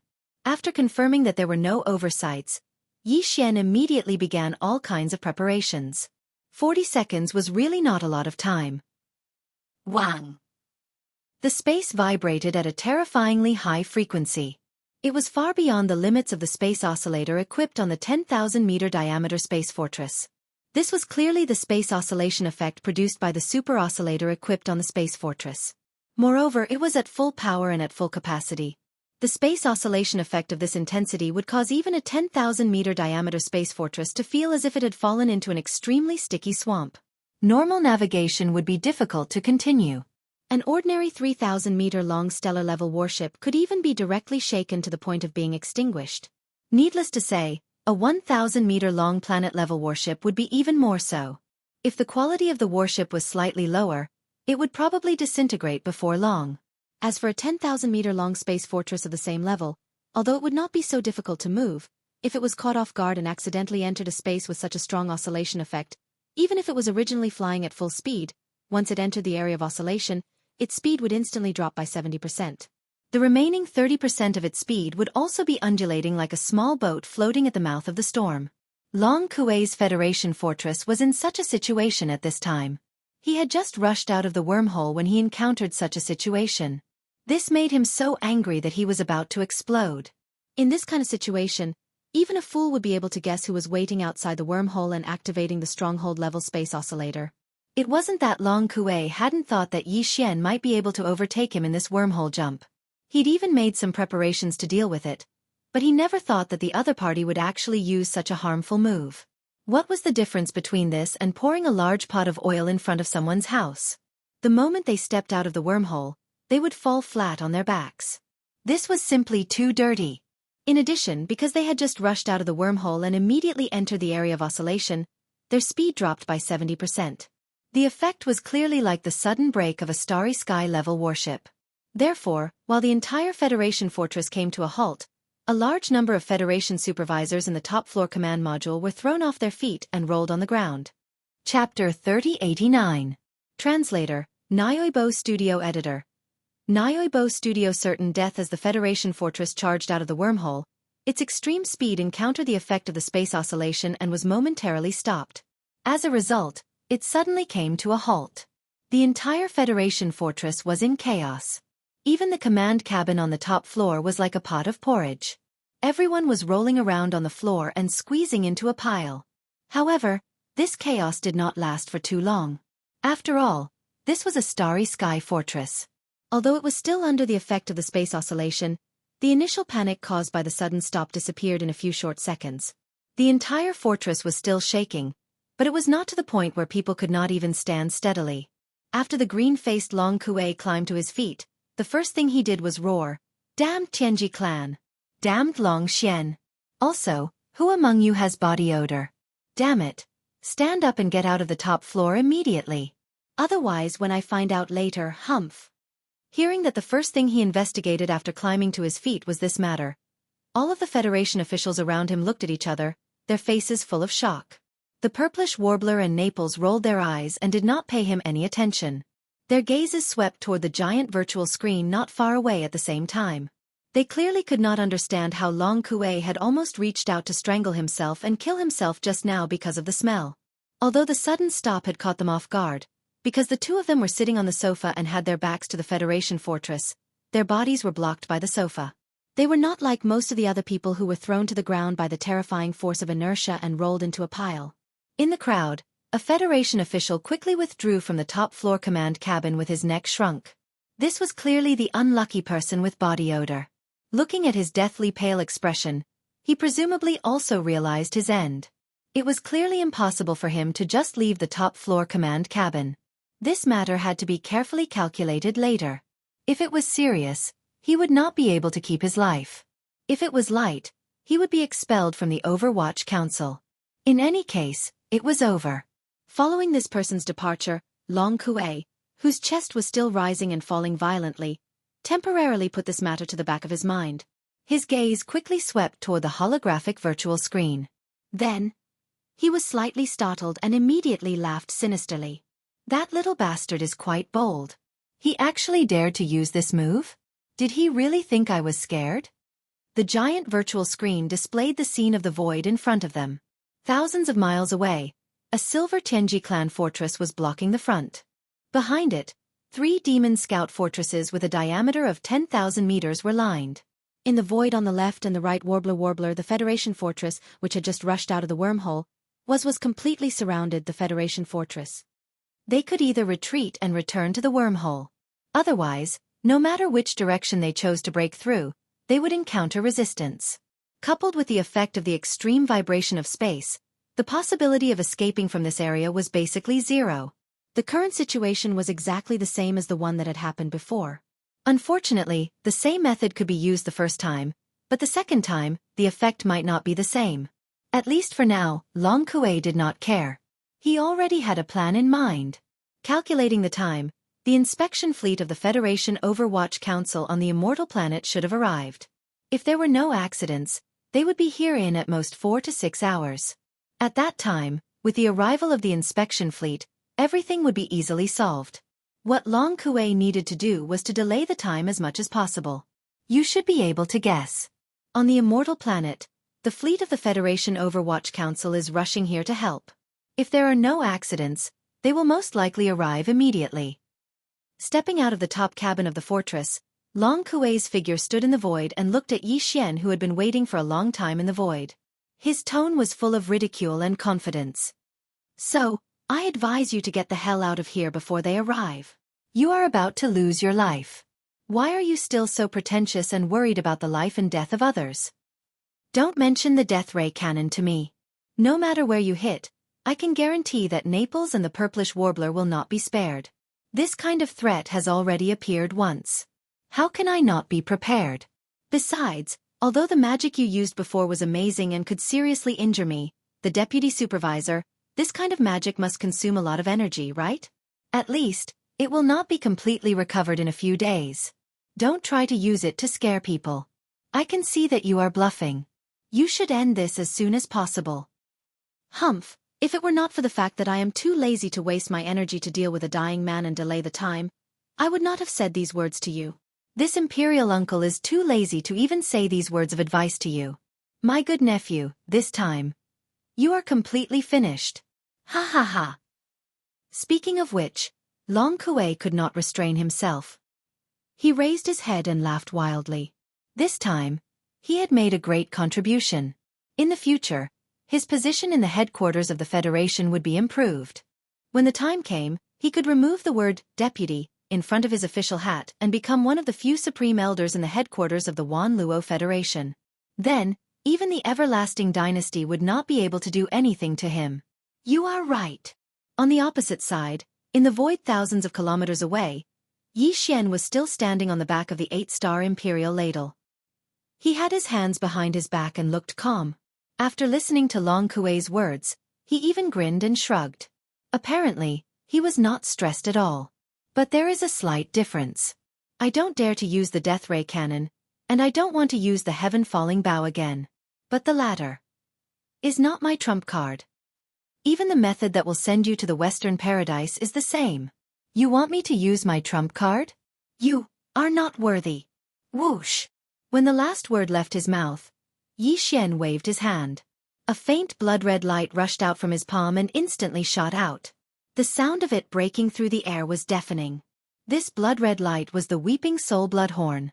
During the last wormhole jump, Yi Xian had obtained a mysterious mark from the headless baby corpse that could control the bloodhorn. It could be said that Long Kuei's death was already predestined at that moment. After the blood-red light rushed out from Yi Xian's right palm, it grew with the wind. Its speed was so fast that it was basically no different from breaking through the void and descending directly. In less than an instant, a gigantic blood-colored horn had already appeared above Long Kuei's head. A terrifying pressure that caused even his mind to shatter enveloped him with a rumble, instantly imprisoning his body. Not to mention walking, the reason why he was able to stand straight and not lie down was actually because all the muscles in his body had completely stiffened, and his knees could not bend down. This. Chapter 3090. Boom. Screech. An incomparably shrill shriek resounded. The Weeping Soul Bloodhorn that was like a ferocious creature of the heavens and earth suddenly shook above Long Kuei. Boom. At practically the exact same time, Long Kuei, whose figure had been completely restrained by the pressure of the bloody horn, exploded into a mist of blood and flesh without any suspense. Before he died, he didn't even have the time to say a complete sentence of his last words. Immediately after, the mist of blood and flesh that had been rapidly exploding suddenly shrank, as if there was a huge suction force that appeared and sucked all of them into the Weeping Soul Bloodhorn. Whoosh! After doing all this, the Bloodhorn didn't stop at all. After circling for a moment, it immediately returned the way it came. In less than a breath's time, it once again turned into a faint blood-colored light and entered Yi Xian's body from his chest, completely disappearing. The whole process took less than 3 seconds, like a fleeting glimpse, but the result of the Weeping Soul Bloodhorn in less than 3 seconds was enough to shock the world. A supreme existence with a cultivation of the mystic light realm, which was the 11th realm, was gone so easily. It was so easy and casual that it couldn't even crush an ant to death with such ease. Even Yi Xian was greatly surprised by this. Although he was sure that Long Kuei would definitely die this time, it was still a little too shocking that the Weeping Soul Bloodhorn could kill a mystic light realm expert so easily. After all, the strongest expert it had crushed before was the 9-star Ladybird Emperor in the Black Hole of Life, who was an existence of the Void Transformation Realm. Although the difference between the Void Transformation Realm and the Mystic Light Realm was only one realm, the further one went, the more obvious the difference between the two adjacent realms was. Even the difference of a small realm within the same realm was like heaven and earth. Crushing a Void Transformation Realm expert and crushing a Mystic Light Realm expert were two completely different concepts. It seems that this prince's estimation of the strength of the Weeping Soul Bloodhorn was a little too conservative. After being stunned for a moment, Yi Xian shook his head with a bitter smile and muttered to himself. However, the opponent changed from the Void Transformation Realm to the Mystic Light Realm, but it still crushed him without any suspense. and the time it took was even shorter. This is clearly not scientific. Could it be that the power of the bloodhorn has increased? The infant corpse has been refining it all this time? In addition, the 9-star Ladybird Empress didn't seem to absorb like this before. Today's method is a bit brutal. It directly caused the opponent's divine soul and body to explode, turning them into a bloody mist and swallowing them like a whale. Could it be that this is also due to the influence of the infant corpses? In the meantime, in the command cabin on the top floor of the Fortress of the Federation in the void up ahead, a lot of gasps were echoing non-stop. Everyone's eyes widened as they stared blankly at the giant virtual screen on the top floor of the command cabin. Through this virtual screen, they saw a mystic light realm expert being crushed to death in less than 3 seconds like an ant. Their souls were destroyed, turning into flesh and blood to fuel the Slayer's ferocious flames. Not even a strand of hair was left behind. Heavens! He's in the mystic light realm. After being stunned for a full 4 to 5 seconds, the purplish warbler finally closed her mouth. However, the look in her eyes became even more complicated. As she muttered to herself, she shook her head and sighed incessantly. She suddenly felt a strong sense of self-mockery. Prince Xian could even kill a supreme existence in the mystic light realm in an instant. With such terrifying strength and methods, he didn't even have the slightest bit of danger in the demon dweller star zone of the first universe. Was her previous worries in vain? Naples, who was at the side, clearly felt the same. When the purplish warbler sighed, he also recovered from his daze. The expression on his face quickly turned awkward, and even slightly red. It was obvious that he was a little embarrassed. Previously, he had been complacent about having saved the Emperor this time, but now it seemed that he was just deceiving himself. The strongest expert in the Demon Dweller Star Zone, the Demon Emperor Mo Wen-Tian, was only at the 10th realm, the Profound Void Realm. As long as Prince Xian didn't go to the central region of the First Universe and cause trouble, no one would be able to easily take him down. Even if an upper echelon of the Heaven's Legacy race with cultivation above the Mystic Light Realm came to the Demon Dweller Star Zone, even if the prince couldn't beat them, couldn't he just run away? Just that stunning blood-colored horn from before was enough to buy some time. After all this time, this so-called rescue mission is completely meaningless in the eyes of the prince. He might even feel that we interrupted and didn't have enough fun. Naples turned his head and looked at the purplish warbler. As he spoke, he waved his hand, and an invisible force wrapped around the former's body.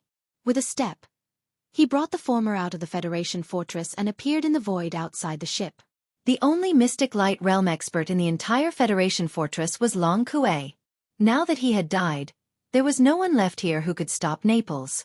In reality, he could have left at any time before, but because Long Kuei was also at the 3rd level of the mystic light realm like him, Naples wasn't confident that he could successfully take the purplish warbler away under Long Kuei's obstruction.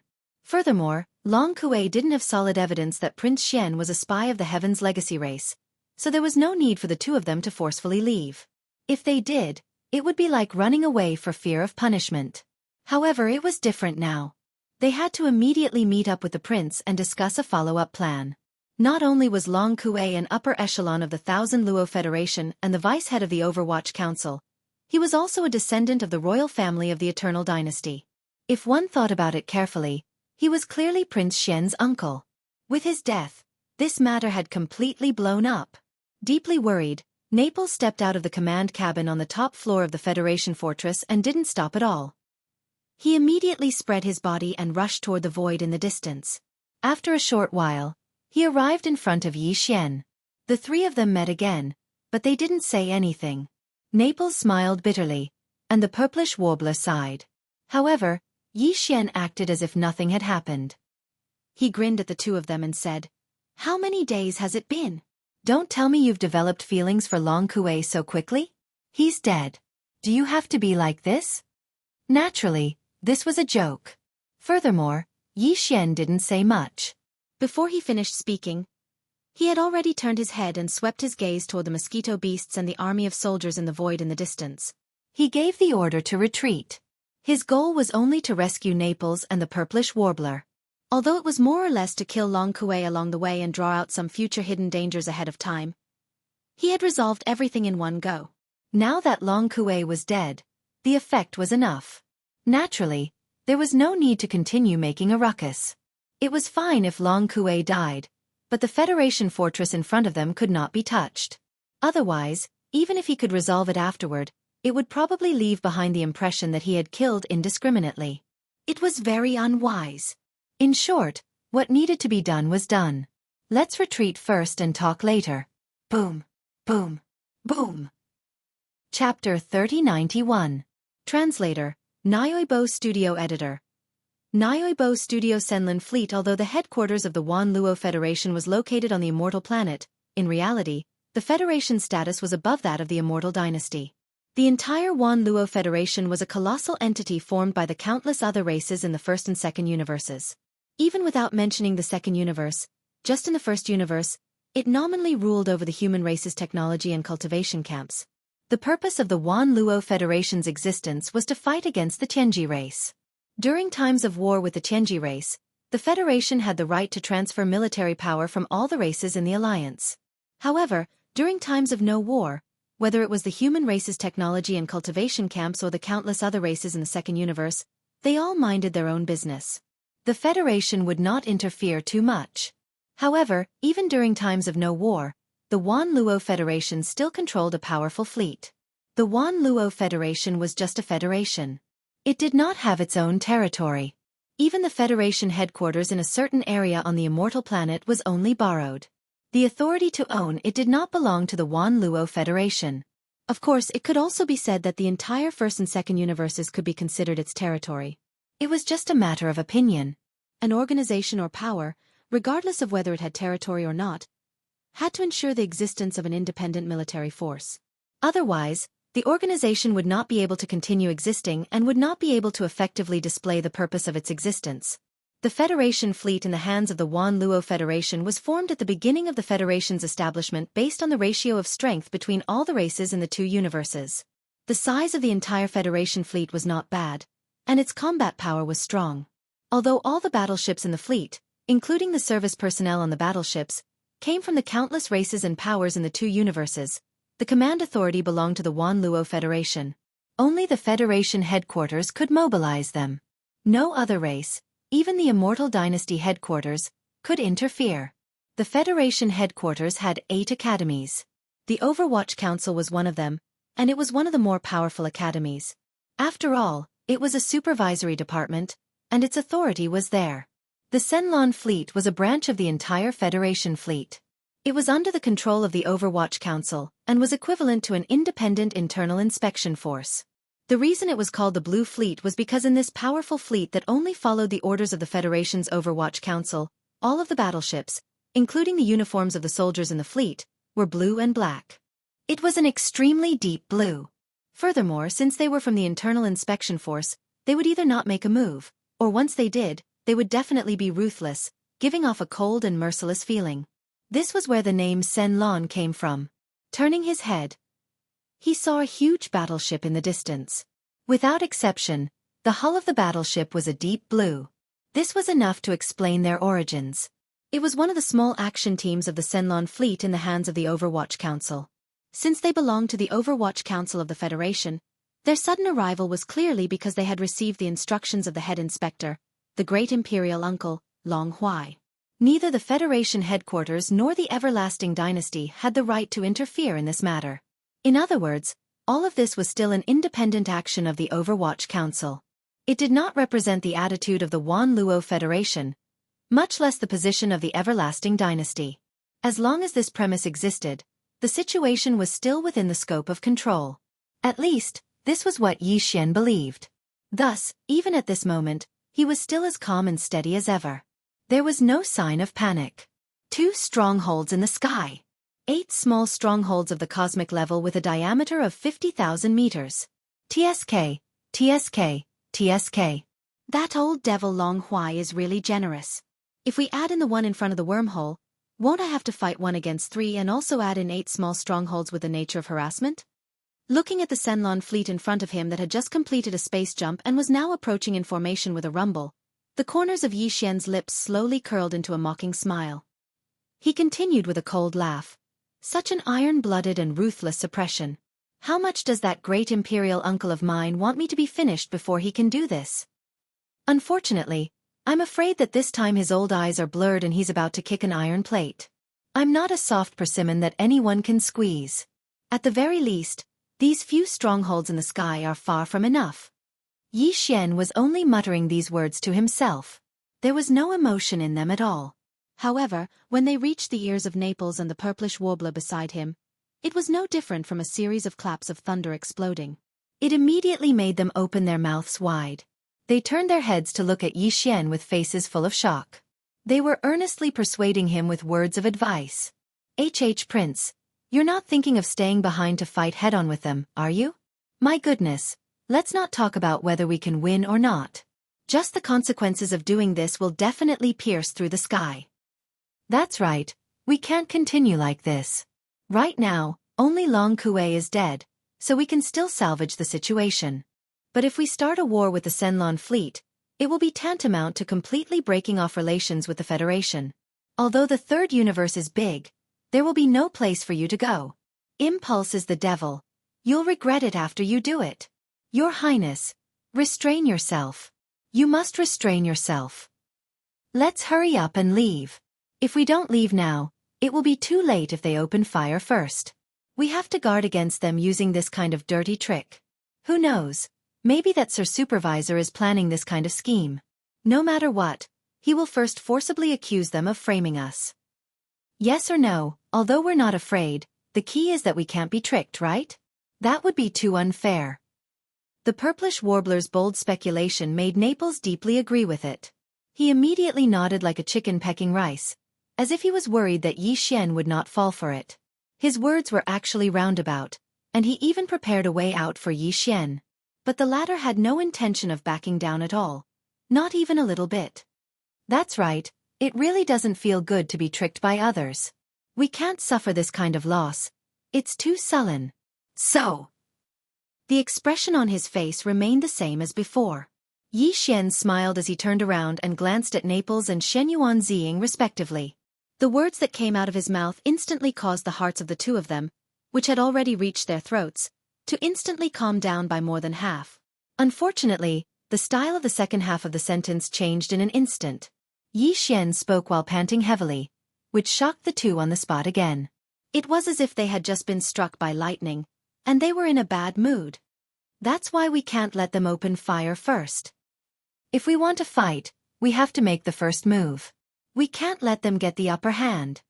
After he finished speaking, Yi Xian's figure flashed and disappeared from the spot. He stepped into the lightning stronghold. This was clearly the rhythm of giving orders. Chapter 3092. Translator, Endless Fantasy Translation Editor.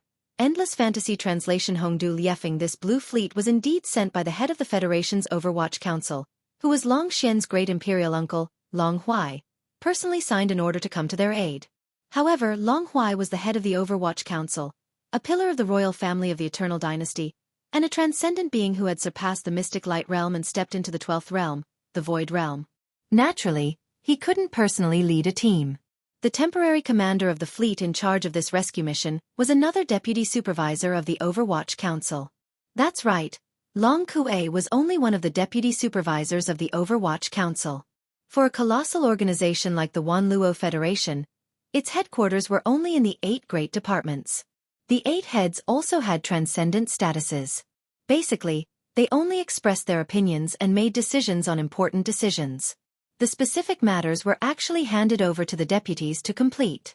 Therefore, no matter which school the headmaster was from, it was absolutely impossible for them to only set up a deputy headmaster position.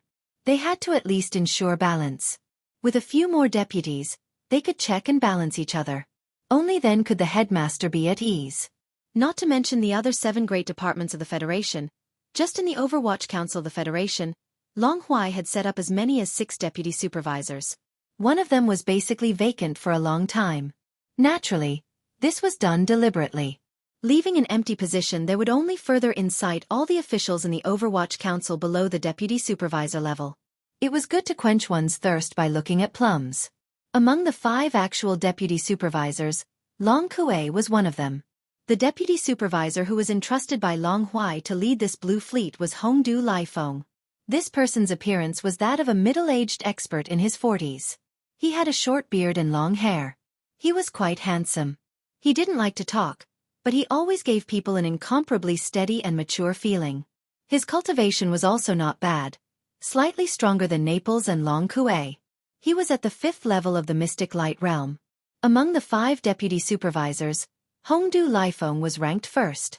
If one really counted carefully, he could be considered Long Huai's most trusted aide. Even Long Kue, who was also a descendant of the Eternal Dynasty like Long Huai, was not as powerful as this person in front of Long Huai. Just this alone was enough to show his means and ability. Similarly, from the fact that Long Huai had sent Hongdu Lifeng over this time, it was obvious that he was determined to obtain Xianxia, and he seemed to be deeply afraid that if it was any other assistant, Xianxia would allow his imperial nephew to escape. At this moment, Hongdu Lifeng was standing in the command cabin on the top floor of Grim Wind, the flagship fortress of the Blue Fleet. Frowning, he watched the playback of a holographic image. The video lasted for only a dozen or so seconds, starting from the moment the weeping soul bloodhorn appeared above Long Kue's head, until the moment when Naples and the purplish warbler stepped out and followed Yi Xian into Lightning Fortress and disappeared. At that time, although the fierce wind battleship was tens of thousands of miles away in the distant void, it wasn't difficult to record this holographic image through some secret means. Don't forget, this is Universe 3, the territory of the Wan Luo Federation. This was the 13th consecutive playback of this short holographic image. In the previous 12 replays, Hongdu Lifeng watched it seriously, as if he wanted to find some kind of clue from this short holographic image.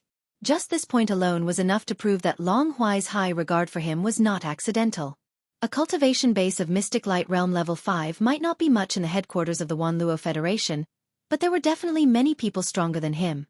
But when one's cultivation and position reached such a level, they were still able to maintain a calm heart like him. No matter what kind of situation or unforeseen event they faced, they were like a pool of stagnant water without any ripples of emotion. There was absolutely no one else like them. If it were any other deputy supervisor, they would be a little surprised when they suddenly saw the scene of Long Kue being killed in an instant. However, Hongdu Lifeng had watched this scene 13 times in a row, and the expression on his face and aura were as calm as ever. Even his eyes did not flicker in the slightest. At this moment, just as the 13th playback was about to end, a bright light finally burst out from the depths of his eyes, with a hint of joy. It was clear that he had obtained something. Immediately connect to the main network of the Federation. After that, directly contact the Overwatch Council. Say that I have important information that needs to be reported to the supervisor personally. As this bright light flashed in the depths of his eyes, Hongdu Lifeng turned his head to look at the communications officer beside him and issued a new order. But the communications officer was startled and unconsciously glanced at the other holographic screen. Without thinking, he asked, "What about the silver fortress up ahead? We have just entered the range of the main ship's cannons. Furthermore, the death ray cannons need a certain amount of time to charge. What if the other side opens fire first?" The meaning behind his words was clearly a tactful question to Hongdu Lifeng as to whether or not he would also give the order to immediately begin charging at full power at the same time. Although he was a little worried and even suspected of overstepping his authority, he was, after all, a person in the situation. He was worried about his little life, so it was understandable for him to be more careful. "Do as I say. There is no need to ask any more questions. Go and carry it out." Hongdu Lifeng's face still did not have any expression. He only turned his head again and swept a glance at the communications officer, but he quickly moved it away. His gaze was still the same, and his tone was still calm. "Also, this is the last time you will carry out an order personally given by me. After you complete it, leave the command cabin on the top floor. In the future, don't appear in front of me again. This way, you should be able to live a few more years." The communications officer's body froze, and he shuddered. The existence in front of him, in such a calm tone, said words that were undoubtedly murderous. Although this was not the first time he felt this kind of strange feeling, this was the only time it was related to him. The feeling of fear was naturally far different from the past. Under the chill all over his body, the communications officer did not wait for the trembling to finish. He had already turned around in a panic and left in a hurry as if he was running for his life. Soon, the Federation's main network channel was successfully connected, and the Star Network signal was connected to Hongdu Lifeng's personal communication terminal. Almost in the next moment, Hongdu Lifeng waved his hand and cast a simple isolation barrier. All the images and sounds in the barrier, including even the aura, completely disappeared and could not be detected.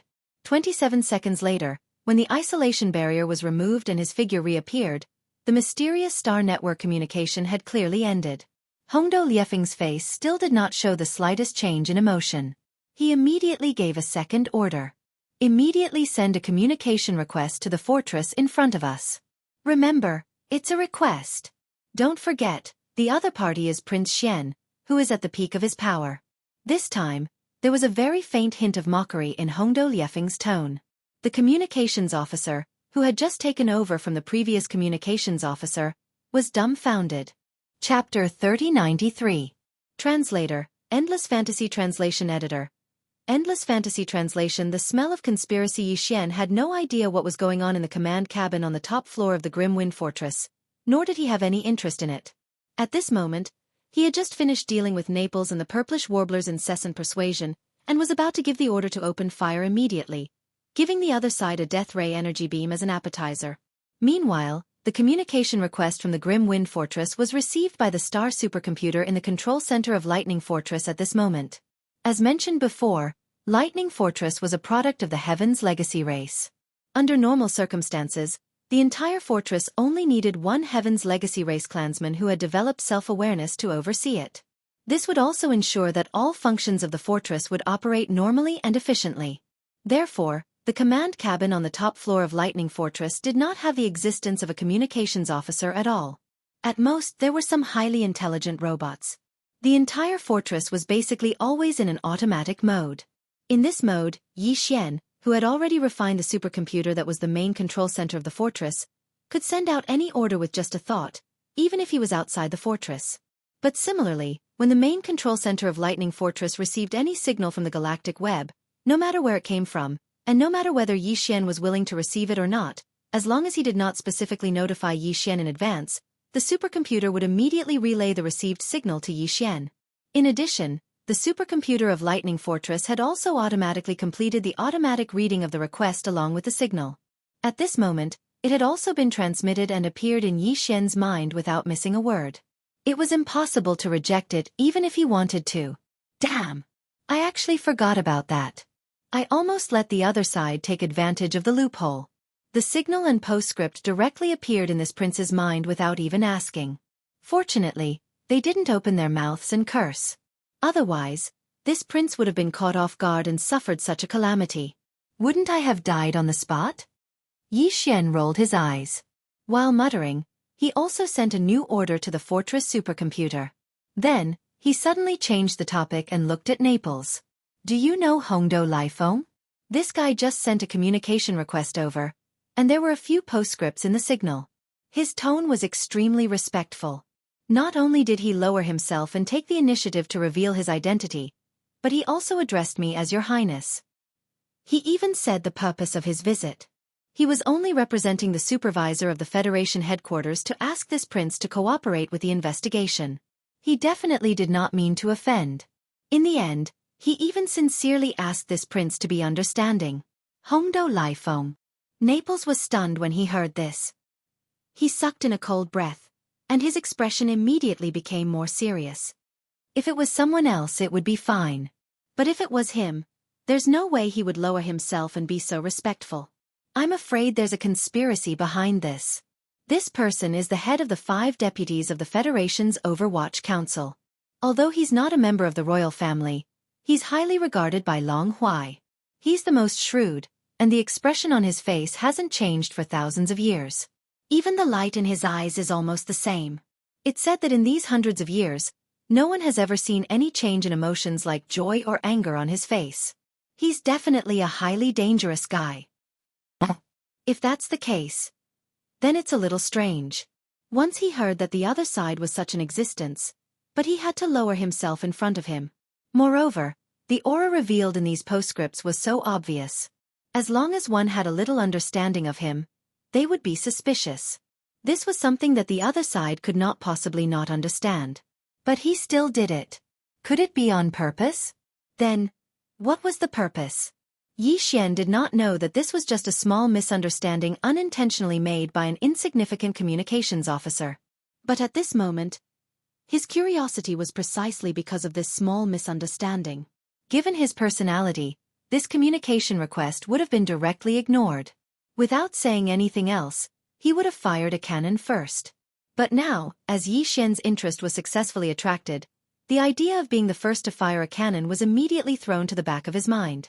After muttering to himself for a while, Yi Xian quickly made a decision and immediately sent a new order to the stronghold Star Brain. That was to accept the other side's request and temporarily activate the restriction authority to allow the other side's communication signal to enter and complete the communication connection. Hongdo Lifeng, is it? Hee. I'd like to see what kind of medicine you have up your sleeve. With a grin, Yi Xian immediately walked to the command cabin's resting area and calmly sat down on the sofa, waiting for the other side's communication signal to be transferred. At the same time, Yi Xian's mind was rapidly calculating. In fact, according to his original plan, no matter the result of the confrontation with Long Kuei, no matter whether the reinforcement fleet would arrive or not, and no matter what their attitude was, he would still have to return to the immortal planet in the end after dealing with all the minor details.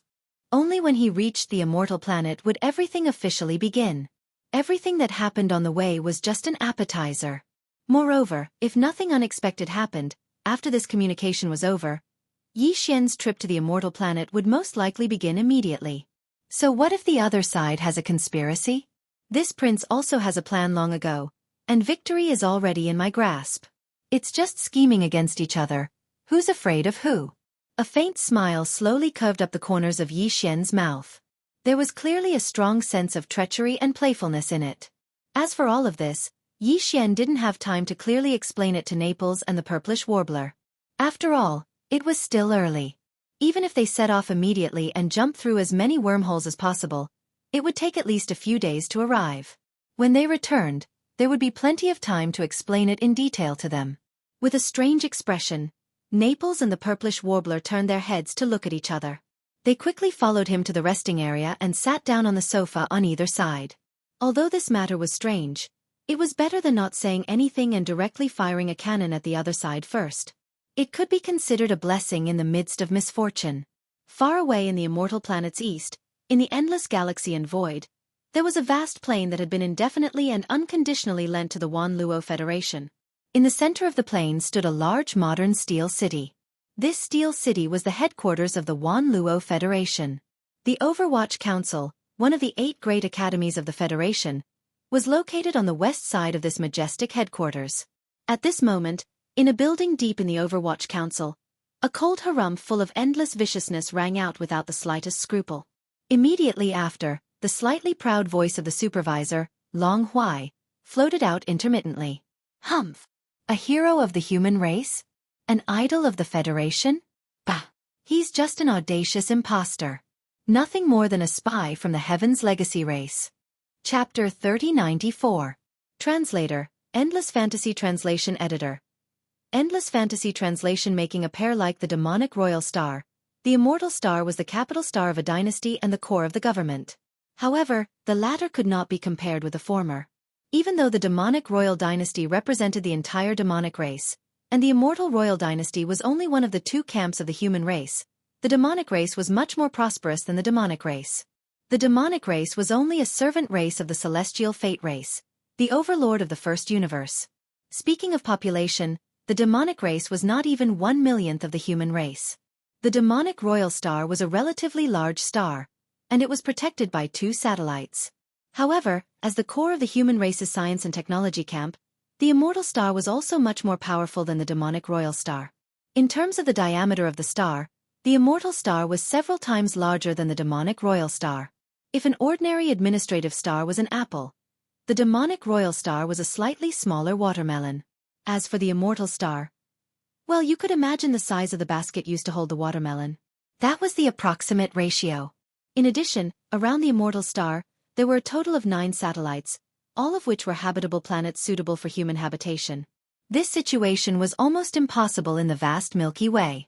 10 planets, 1 big and 9 small, crowded together, all of which were rare habitable planets. How could it be possible? In fact, the 9 satellites of the immortal star were all outsiders. It was said that when the dynasty was just established, the first-generation immortal emperor of the immortal royal dynasty gathered some top-notch strong men and worked together to move them from other star areas.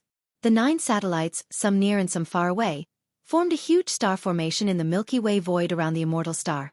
This star formation was the first layer of the immortal star's huge defense system. It was worth mentioning that this formation of void stars was changing almost every second. After all, the 9 satellites were orbiting the immortal star over and over again. As the 9 satellites moved, the entire formation of void stars changed almost every second. Based on this, it was not difficult to analyze how complex and terrifying this formation of void stars was. The 9 satellites were the first layer of the defense system of the imperishable star. They were also the 9 auxiliary formation eyes of the void star formation. As for the main formation eye, it was naturally the imperishable star in the center. There was no need to elaborate on the importance of the main formation eye, but the 9 satellites that served as the secondary formation eyes were equally important. The highest-ranking commander in charge of these 9 satellites was the imperial uncle. They could be said to be the cornerstone of the entire undying imperial family. The dynasty had been established for many years, and the royal family had reproduced generation after generation. The size of the bloodline descendants was probably unimaginable. Not to mention the large number of collateral family members, just the number of direct descendants that represented the royal family was extremely terrifying. There were many direct descendants of the immortal emperor in each generation. For example, Long Xian was known as the 18th prince of the immortal emperor. In fact, there were many younger brothers behind him. The current immortal emperor's generation was the same. The pillars of the royal family that guarded the 9 satellites were all his brothers, and they were all relatively powerful existences in the entire royal family. For example, the second uncle Long Tianba, who went with Naples to the demon sector in the first universe, was the commander of one of the satellites. Not to mention the elders of the royal family, who rarely showed themselves. The 9 imperial uncles who oversaw the 9 satellites, as well as the great imperial uncle Long Huai, who represented the immortal dynasty stationed in the Federation headquarters and was then the head of the Federation's Overwatch Council, were the most authoritative existences in the entire royal family. Although the current immortal emperor had many princes, only 5 of them had obtained his approval and had the qualifications to fight for the throne.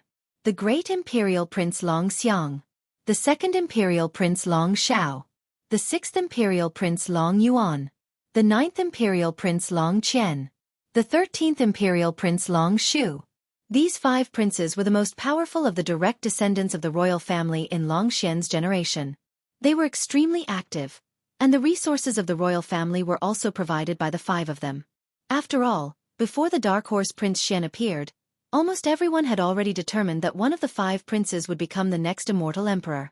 As for the other princes, even if they were not completely unknown, they were at least extremely low-key. Even if they occasionally appeared in public, they would not take the initiative to mention their identities as princes. The 10 imperial uncles had already chosen a supporter from these 5 princes.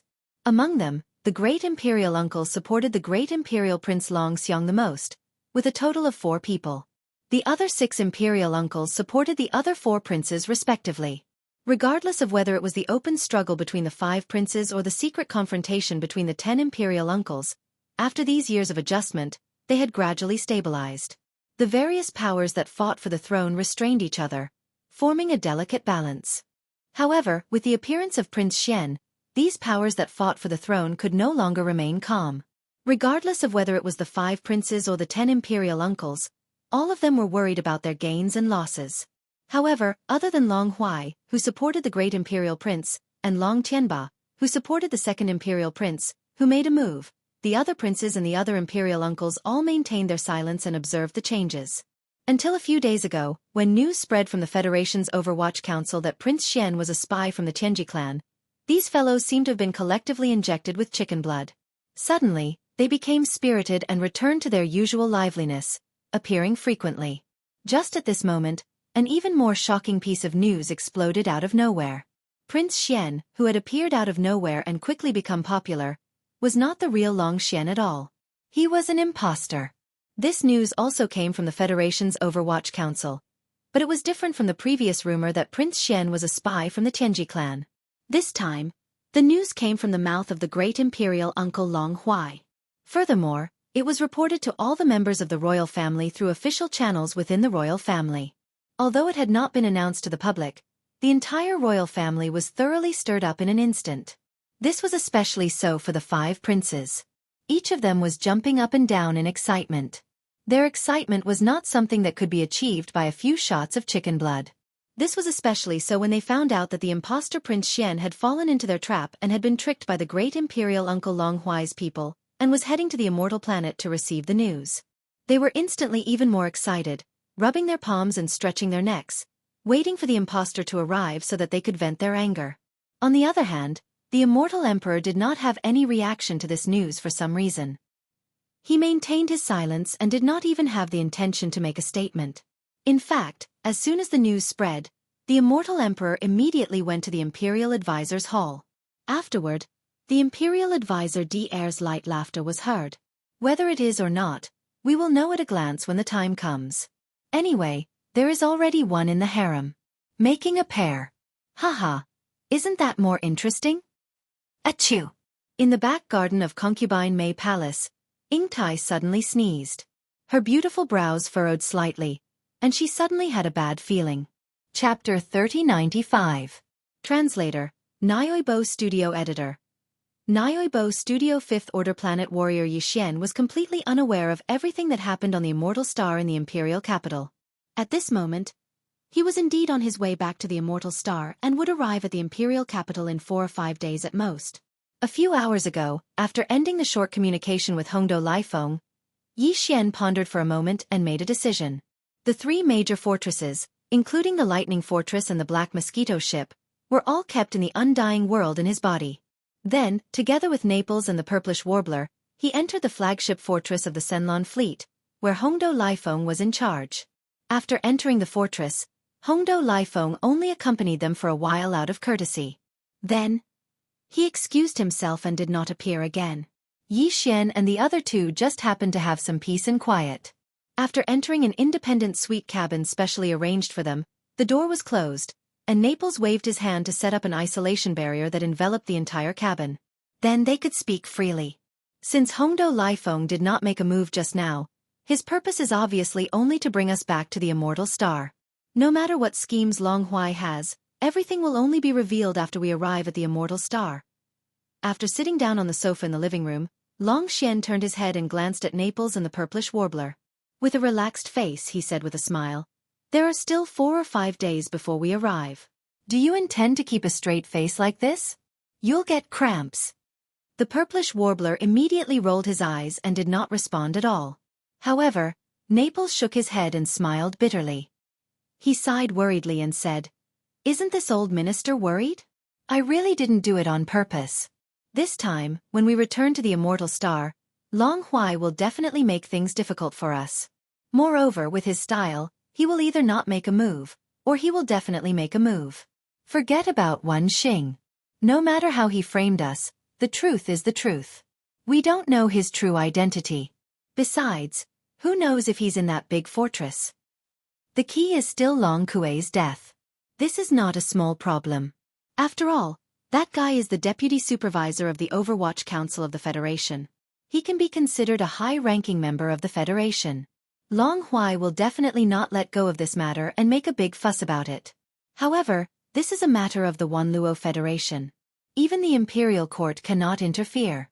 This makes him even more unbridled." After saying that, Naples once again shook his head with a bitter smile and let out a long sigh. Whether it's Wen Xing or Long Huai's death, it's not a big deal. Don't worry, I have my own plans. The more Long Huai tossed and turned, the harder he fell in the end. In short, you don't have to worry about anything. Just wait and watch the show. In the next few days, this prince will be cultivating in seclusion. If there's nothing important, don't call me." After saying that, Yixian got up and walked to the inner cabin of the suite at the side of the living room. He shook his head and sighed. I'm really worried about his old body. What if he falls and breaks it?" In the living room, Naples and the Purplish Warbler both opened their mouths wide at the same time. They looked at Yixian's back as he left, their faces full of shock. After returning to the cabin and closing the cabin door, Yixian immediately issued an order to the devouring system to connect to the internal network of this flagship fortress, invade the core of the Starbrain, and start a search for information. As for the information to be searched, it was naturally everything related to Long Huai, including the recent communication between Hongdo and Lifeng on the Immortal Star. The reason he did this was not because Yixian lacked confidence. What he had just said to Naples and the purplish warbler was all true. This trip to the immortal star this time, he had a card up his sleeve and was not afraid at all. However, Long Huai was not an ordinary existence after all. Yi Xian did not dare to underestimate the enemy.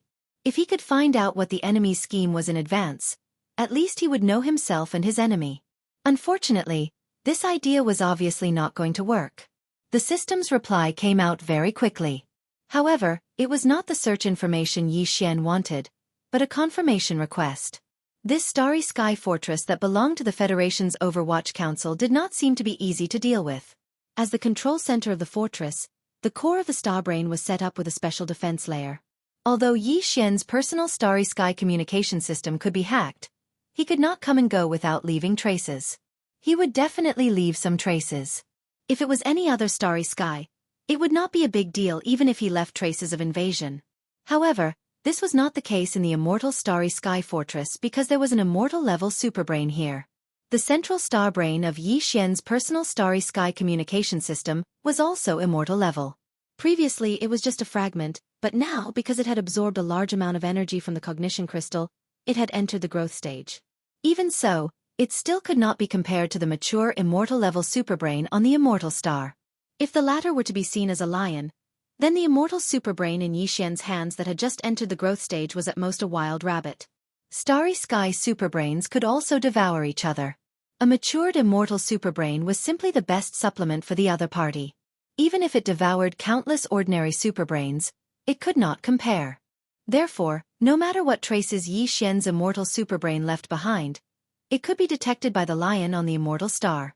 When that time came, the lion would definitely use all its strength to hunt the rabbit. With the abilities of the matured immortal superbrain, it could follow the clues to find the melon, and the result would be obvious. In addition, the energy of the multi-pupil consciousness crystal was also very tempting to the immortal-level starry sky superbrain. If the other party knew that Yi Xian's starry sky superbrain was an immortal starbrain in its growth stage, even he would be implicated and schemed against. This was because the immortal superbrain in Yi Xian's hands left behind traces of the cognition crystal's energy. After all, the energy it had absorbed recently was all from the multi-pupil cognition crystal. There were many kinds of energy that the superbrain consumed on a daily basis. Planetary core sources and gene cultivation fluids could be used, but those were only consumable energies. It was like the daily diet of humans. No matter how much one ate, it would not have any effect on the evolution of life form. However, the cognition crystal's energy contained in the multi-pupil cognition crystal was different. It could greatly increase the superbrain's growth and evolution speed, but this kind of thing was very rare even in the Demon Devil Star region, let alone the third universe of the human race. If the other party really found out, it would be quite troublesome. All of this was the result of the devouring system's analysis. After understanding the pros and cons, Yi Xian could only sigh and choose to give up. This matter was quickly thrown to the back of his mind. Immediately after, Yi Xian took out some planetary core sources from his undying world and gave them to the devouring system to absorb. Then, he sat cross-legged on the bed in the cabin and closed his eyes to enter a closed state of cultivation. After an unknown amount of time, Yi Xian finished absorbing and refining all the energy. When he opened his eyes after finishing his cultivation, a familiar system notification sounded in his mind. Ding! Congratulations, host. Your realm has increased. Current realm: 5th Order Planet Warrior. Chapter 3096. Translator, Henyi Translations Editor. Henyi Translations. Imperial capital. Moments later, when Yi Xian, Naples, and the purplish warbler walked out of the inner cabin and arrived at the command cabin resting area on the top floor of the flagship fortress, Hongdo Lifeng, whom they hadn't seen for a few days, was already waiting there. Seeing Yi Xian arrive, Hongdo Lifeng nodded slightly. Prince Xian, in an hour, the fleet will directly dock at the Northern Region Star Dock on the Immortal Planet. At that time, a small ship will take us into the Immortal Planet. The Inspector intends to send you directly to the Federation's headquarters. Of course, I will also be accompanying you. When he said this, although Hongdo Liefeng's face was as expressionless as usual, there was clearly a hint of coldness. Even his tone was different from a few days ago. There was clearly no longer that respectful tone, and it was as cold as water. It was clear that he was certain that Yi Xian couldn't escape this time. However, they hadn't even arrived at the Immortal Planet yet. Wasn't it a little too fast to change faces? With this thought flashing through his mind, Yi Xian turned around and exchanged glances with Naples and the purplish warbler. His expression darkened and he said sarcastically, "Yo, it's only been a few days since we last met, and the vice commander's entire person has changed. You're practically flipping pages faster than a book. No wonder your face is as stiff as a corpse's. Your facial muscles and nerves will probably be injured by you every few days. What a sin." These words were truly sinister. How much force would it take to injure one's facial muscles just by changing faces? At the side, the purplish warbler pondered for a moment, and couldn't hold it in and laughed out loud on the spot. Even Naples' eyes twitched a few times, and his neck turned red. He finally managed to hold back his laughter. Prince Xian really knows how to joke. "Excuse me for a moment. I'll come back when the fortress docks." After he finished speaking, Hongdou Laifeng turned around and left. Yi Xian's derogatory words seemed to have caused even him to be unable to bear it. There was clearly a trace of anger in the depths of his eyes. For nearly an hour after that, Yi Xian was admiring the galactic void outside. His gaze passed through the large one-way transparent wall at the edge of the command cabin, and into the depths of the void outside the ship. Not long after, 1 big and 9 small stars appeared in the void in front of them. Some were far, some were close, but they were all within their field of vision. They had finally arrived at the undying star of the undying dynasty. Hongdou Laifeng, who had left not long ago, reappeared. He didn't pay attention to Yi Xian and the other two. Not far away, he was giving orders to some of the gathered Overwatch Council officials. Very quickly, the fleet sailed into a giant star dock outside the atmosphere of the undying star. When the main passageway to the command cabin on the top floor opened, Hongdou Laifeng walked over. "Prince Xian, we should move. The supervisor is still waiting." Yi Xian couldn't even be bothered to reply. He turned around and walked toward the exit of the passageway with Naples and the purplish warbler. Hongdou Laifeng followed closely behind with a few Overwatch Council officials. On one side of the star dock outside the flagship fortress, a small battleship had long been prepared. After exiting the passageway, Hongdou Laifeng walked quickly to the front and led Yi Xian and the other two into the small battleship. He then gave the order to set sail. They left the corner of the star dock and quickly passed through a public checkpoint in the star defense formation. They entered the undying star's atmosphere and headed straight for the vast plain where the Federation's headquarters was. Almost at the same time that the Blue Fleet entered the star dock and returned to the port, the news that Prince Xian had finally arrived on the undying star was quietly learned by many existences from all sides. Among them included Yi Xian's royal brothers in name, as well as most of the royal relatives. However, no one in Imperial concubine Mei's palace dared to reveal a single word. After all, the Prince Xian who had returned this time was clearly a fake.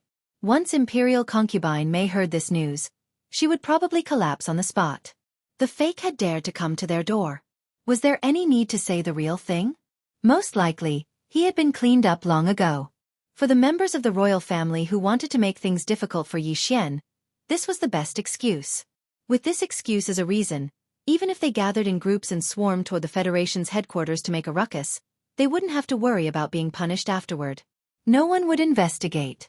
Secure in the knowledge that they had backing, the 5 princes all gathered some of the younger members of the royal family and rushed toward the Federation's headquarters with a murderous aura. In particular, the great Prince Long Xiang gathered the most trusted aides and royal family members. There were over 100 of them. A large group of royal family warriors swarmed together like a swarm of bees. It was very eye-catching, but Long Xiang felt no pressure. The head of the Federation's Overwatch Council, Long Huai, had always been his main supporter. This time they were going to the Overwatch Council, their own territory. There was no pressure no matter how they made a ruckus. The reason the 5 princes were so concerned about this matter was not only because of Prince Xian's recent rise in popularity, but also because today's opportunity was rare. They could take revenge and vent their anger. The more important reason was, to put it bluntly, the battle for the royal power. Although Prince Xian was useless and had died in the Outer Realms during the trial, his death still had some value. After all, he was a direct descendant of the immortal emperor's bloodline. He had been silently killed by an outsider. This matter had already damaged the royal family's reputation. The 5 princes all wanted to perform well in this matter. They could at least make a good impression of themselves in front of the immortal emperor and the royal family's resident elders. In reality, other than the 5 princes, even among the 10 royal uncles, a few of them had brought trusted aides and were hurrying toward the Federation's headquarters. At this time, the small shuttle carrying Xianxia had finally arrived at the vast plains. Without any delay, it plunged into the steel and majestic city of the Federation's headquarters. In the depths of the Federation's Overwatch Council, on the 8th floor of a large, ancient-styled building, a certain figure was standing by the window. He was a tall and sturdy man in his 50s with a dignified aura. He had a square face and a short beard. He appeared very serious and cold. This person was the head of the Overwatch Council, the cornerstone of the royal family of the Immortal Dynasty, and the supreme warrior whose cultivation had reached the 12th realm of the Void Realm, Long Huai. Have we finally arrived? Before the small shuttle Xianxia was in had entered the steel and majestic city of the Federation's headquarters, Long Huai's gaze had already locked onto the shuttle. It was not until it plunged into the majestic city that Long Huai, who had been expressionless until now, finally revealed a faint smile. As he muttered to himself, he seemed to suddenly think of something. Unconsciously, he swept a glance in the direction of the immortal royal city. The smile on his face inexplicably became complicated and unpleasant. At this moment, Old Eight's heart is most likely in his throat. Unfortunately, his last glimmer of hope will soon be destroyed. When that time comes, what can he do even if he is unwilling? Chapter 3097. Translator, Nyoibo Studio Editor. Nyoibo Studio. Here comes the opportunist. Although the Federation headquarters allowed these small shuttles to travel at low altitudes, the 8 great departments of the headquarters each had different rules on this matter. The Overwatch Council was the organization in charge of law enforcement among the 8 departments of the Federation headquarters. Just from the perspective of maintaining a certain dignified image, it was impossible for the chaotic scene of large numbers of shuttles flying about in the internal areas of its departments. Thus, the Overwatch Council strictly prohibited all shuttles from entering, even at low altitudes. However, the small shuttle Xianxia was in did not even slow down in the slightest after arriving at the outer area of the Overwatch Council. It charged directly into the depths of the council. This was the intention of Long Huai, the head of the Overwatch Council. It could be considered a precedent. A dozen seconds later, the small shuttle slowly landed in a large square deep within the Overwatch Council. Xianxia, Naples, and Purplish Warbler walked out of the cabin door. Behind them were Hongdo Lifeng and a dozen other Federation supervisors. Across from the square was a large building. It was the headquarters of the Sky Department of the Overwatch Council's 4 major supervision systems. Hongdo Lifeng bringing Xianxia here already demonstrated the severity of the problem. Purplish Warbler and Xianxia did not understand the situation and did not have much of a reaction. However, Liefeng's expression immediately changed. Although he was not a member of the Overwatch Council, he had always been on the Undying Planet. Even if he had never been to the headquarters of the Sky Department, he had long heard of it like thunder. Within the Federation's Overwatch Council, the Sky, Earth, Xian, and Huang departments were responsible for different kinds of supervision tasks in areas with different levels of security. The Huang department was the lowest, and the Sky department was the highest. Generally speaking, to be able to alarm the Sky Department of Supervision, it had to be at least a case or mission that concerned the survival of the Federation. It had the highest level of security. Furthermore, the Sky Department of Supervision was the only one of the 4 departments that had the right to make arbitrary decisions. The cases they were responsible for could be decided without a trial if there was a special reason. Thus, when a case fell into the hands of the Sky Department, it was basically the final word. There was no need to argue or struggle. Hongdo Lifeng, what is the meaning of this? You actually dared to bring His Highness to the Celestial Faction's headquarters. Could it be that you dare to forcibly convict a prince? Under the shock of his heart, a look of anger instantly appeared on his face. He immediately turned his head to stare at Hongdo Lifeng and roared. Xianxia and the Purplish Warbler were startled at the same time. The former frowned and immediately asked Naples. Beside them, Hongdo Lifeng didn't intend to explain anything at all. He was still expressionless as he turned to look at the Heaven Department headquarters building in front of the square. Very soon, the infuriated Naples explained the uniqueness of the Heavenly Series in just a few sentences. Xianxia was suddenly enlightened and his anger rose. And here I thought that the Chenji clan spy this time was some kind of 3-headed, 6-armed character. To think that he would be so arrogant as to disguise himself as a prince and sneak into the imperial court. Now that I've seen him, he's just a... As these words full of ridicule and contempt sounded, a group of dozens of figures walked over from the main hall of the Heavenly Series headquarters at the edge of the square. The one in the lead was the dean here, the chief inspector of the Federation, Long Huai. When Yi Xian and the others turned to look, Long Huai's figure was already standing on the stairs of the headquarters building in front of them. His gaze swept past Yi Xian and quickly looked at Naples and the purplish warbler. A bright light flashed in his eyes as he sternly reprimanded, "The matter between the two of you will be investigated carefully later. Now, leave quickly. If you don't make a decision within 3 seconds, take both of you." Tianji clan's spy? Impersonating a prince? Naples and the purplish warbler were startled at the same time. Their expressions changed slightly as they subconsciously glanced at Yi Xian. Forget about being a Tianji clan spy, they were already aware of this accusation. But what was with the accusation of impersonating a prince? They were already on the immortal planet. There were only a few people in the entire imperial city who could prove Prince Xian's identity. Putting Consort Mei aside, just looking at the other members of the imperial family, one could easily find a handful of them with one's eyes closed. Could Long Huai have lost his mind? How dare he frame such a childish and stupid accusation? This didn't make sense. Could it be? As these thoughts flashed through their minds, Naples and the purplish warbler's expressions finally changed again. Their heartstrings instantly tightened to the extreme. The last bold guess that appeared in their minds almost scared them out of their wits. 3 seconds have passed. I hope you don't regret it.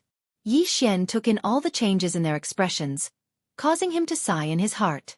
However, Naples and the purplish warbler ultimately chose to stay where they were and didn't waver from leaving. This made him feel a little warm in his heart. When it came to this matter, he didn't intend to hide it. Similarly, he couldn't help it. Everything was caused by a coincidence. It could only be said that this was the will of the heavens. Since you're so stubborn, then take both of you down. It'll save us the trouble of investigating you later. As soon as Yi Xian finished speaking, Long Huai's voice rang out from the stairs of the Sky Association's headquarters. Halfway through his words, his gaze swept towards Yi Xian again as he sneered and continued, "You're still so calm in the face of death. Your mentality isn't weak, but unfortunately, it won't change anything. I know you have some tricks up your sleeve. You can even instantly kill Long Kuei, who's at the 4th level of the Mystic Light Realm. Although you relied on an external object, it's enough to be proud. However, this is the Overwatch Council of the Federation's headquarters. I'd like to see how powerful that external object of yours can be. Take him down." Long Huai roared out the last sentence. Before he finished speaking, among the dozens of experts of the Overwatch Council standing behind him, 3 figures had already rushed out at the first possible moment, heading straight for Yi Xian, Naples, and the purplish warbler. The auras of their cultivations were vast and boundless, and when they leaked out, it caused a dull rumbling sound to ring out in the air. They were all terrifying cultivations of the 6th level of the Mystic Light Realm. The expressions of Naples and the purplish warbler changed again. Facing a 6th level Mystic Light Realm expert, they had no ability to resist at all. Needless to say, the purplish warbler, even Naples, was only at the 4th level of the Mystic Light Realm. Wait a moment. Right at this moment, an unexpected shout suddenly sounded out. Over 100 figures appeared in midair in the distance, and they were rushing over swiftly. The person in the lead was the first prince, Long Xiang, whom Long Huai supported. At this moment, when he saw that everyone had turned their heads to look over, and that the 3 figures that were charging towards the plaza had stopped abruptly, Long Xiang cupped his hands towards Long Huai from afar and said, "Lord Supervisor, this person dares to impersonate my 18th brother and act wantonly. I'm afraid he has already. This is the great enmity of the imperial family. Even if we don't kill him first, the matter of taking him down should be done by me, an Emperor Realm expert. This is not a small matter, and it concerns the dignity of the imperial family. I hope that the supervisor will allow it." Well said. As expected of the leader of the princes, you should bear such responsibility. I allow it. Chapter 3098. Playing the target. The words "head of the princes" directly revealed the identity of the person who had come. Yi Xian, who was originally muttering about who this person was from the imperial family, instantly understood, and an expression of disgust appeared on his face. Among the 10 imperial uncles, first imperial uncle Long Huai had always supported first prince Long Xiang. These 2 people were practically on the same side, But now they were acting as if they didn't. Especially Long Huai. It was one thing for him to be accurate, but he actually instantly got into the act and cooperated with Long Xiong on the spot without any trace of connection. He spouted nonsense like how he was worthy of being the head of the imperial family. This was originally not a big deal, but the key was that aside from himself and the purplish warbler, who didn't know what the two of them were doing, to be able to act so wholeheartedly in this kind of situation, there was really no one with such thick skin. No, it wasn't just thick skin. He was clearly shameless, especially the first prince, Long Xiong, who was rushing over. He could even rush over to take advantage of this kind of situation, and even mobilized hundreds of people. There was probably nothing that he wouldn't do. Thank you for your help, Academy Master. Just as Yi Xian was looking down on him and didn't hide the strange expression of disgust on his face, Long Xian had already led the hundreds of imperial family members behind him to the other side of the square. Everyone's gazes immediately turned towards Yi Xian. Bold thief, the crime of falsely using the identity of the imperial family is enough for you to die 100 times. If you let this prince investigate and prove that you plotted to kill my 18th brother, this prince will definitely make you beg for death. At the head of the group, First Prince Long Xiong stood with his hands behind his back, puffing out his chest and looking very righteous. As he spoke to this point, his tone turned sharp, and he raised his hand to point at Yi Xian and the others as he roared, "Quickly capture them!" Among the hundreds of figures behind him, 3 royal experts in their 40s and 50s walked out. Their auras were all at the Mystic Light Realm, but only one of them was at the rank 6 Mystic Light Realm. The other 2 were at the rank 5 Mystic Light Realm. Seeing this, Yi Xian grinned in amusement. As if returning the favor, he raised his hand and struck the first Prince Long Xiong from afar. He purposely raised his voice and mocked loudly, acting like a calf. After all this fuss, it turns out that you still want others to take action. I guess the 3 of them are just collateral relatives of the imperial family, right? You're the head of the direct bloodline, yet you only care about putting on an act when it comes to saving the face of the imperial family. You're all talk and no action. You're taking advantage of her when she's putting in the effort. You're amazing, my brother. You. Long Xiong was so angry that his neck was thick. Just as he was about to flare up, 4 other figures appeared in different directions around the square. Prince Ming and a few of the 10 imperial uncles appeared one after another. While they were still quite a distance away, the voices of the imperial uncles could already be heard from afar. Humph! What a smooth talker. When we get back, this old man will definitely cut open your gallbladder and pull it out to see how big your head is. Why waste your breath on him? Just take him down quickly. Hee hee, why don't we brothers take action? To be able to be personally taken down by the direct bloodline imperial uncles, this brat has taken advantage of us. As these words rang out one after another, nearly 10 groups of people arrived one after another. They landed in different directions around the plaza and instantly surrounded Yi Xian and the other 2 in the center of the plaza. They all glared at Yi Xian and the other 2 with angry gazes. Seeing this, the first Prince Long Xiong and the first imperial uncle Long Huai's faces darkened at the same time. There was even an undisguised cold snort coming out from their noses. They seemed extremely dissatisfied. With the help of the imperial uncles who supported the other princes, the first prince's idea of taking advantage of the situation to gain some impression points was completely out of the question. In the blink of an eye, the 5 great princes and nearly half of the imperial uncles in power had all arrived. There were even 300 to 400 other members of the imperial family. However, no matter which one it was, they were all glaring at Yi Xian. Naples' heart trembled, and he finally panicked a little. He nervously turned his head to look at Yi Xian again. This guy was obviously frightened. Not only was his voice trembling, he even stuttered a little. What's going on? Your Highness, this, why are they all saying this? None of them can recognize you? This shouldn't be. Why don't we just revert to our original appearance? Don't make this a big misunderstanding. On the other hand, although Purplish Warbler's brows were tightly knitted, she only glanced at Yi Xian thoughtfully in the face of this obviously problematic situation. She did not say a single word.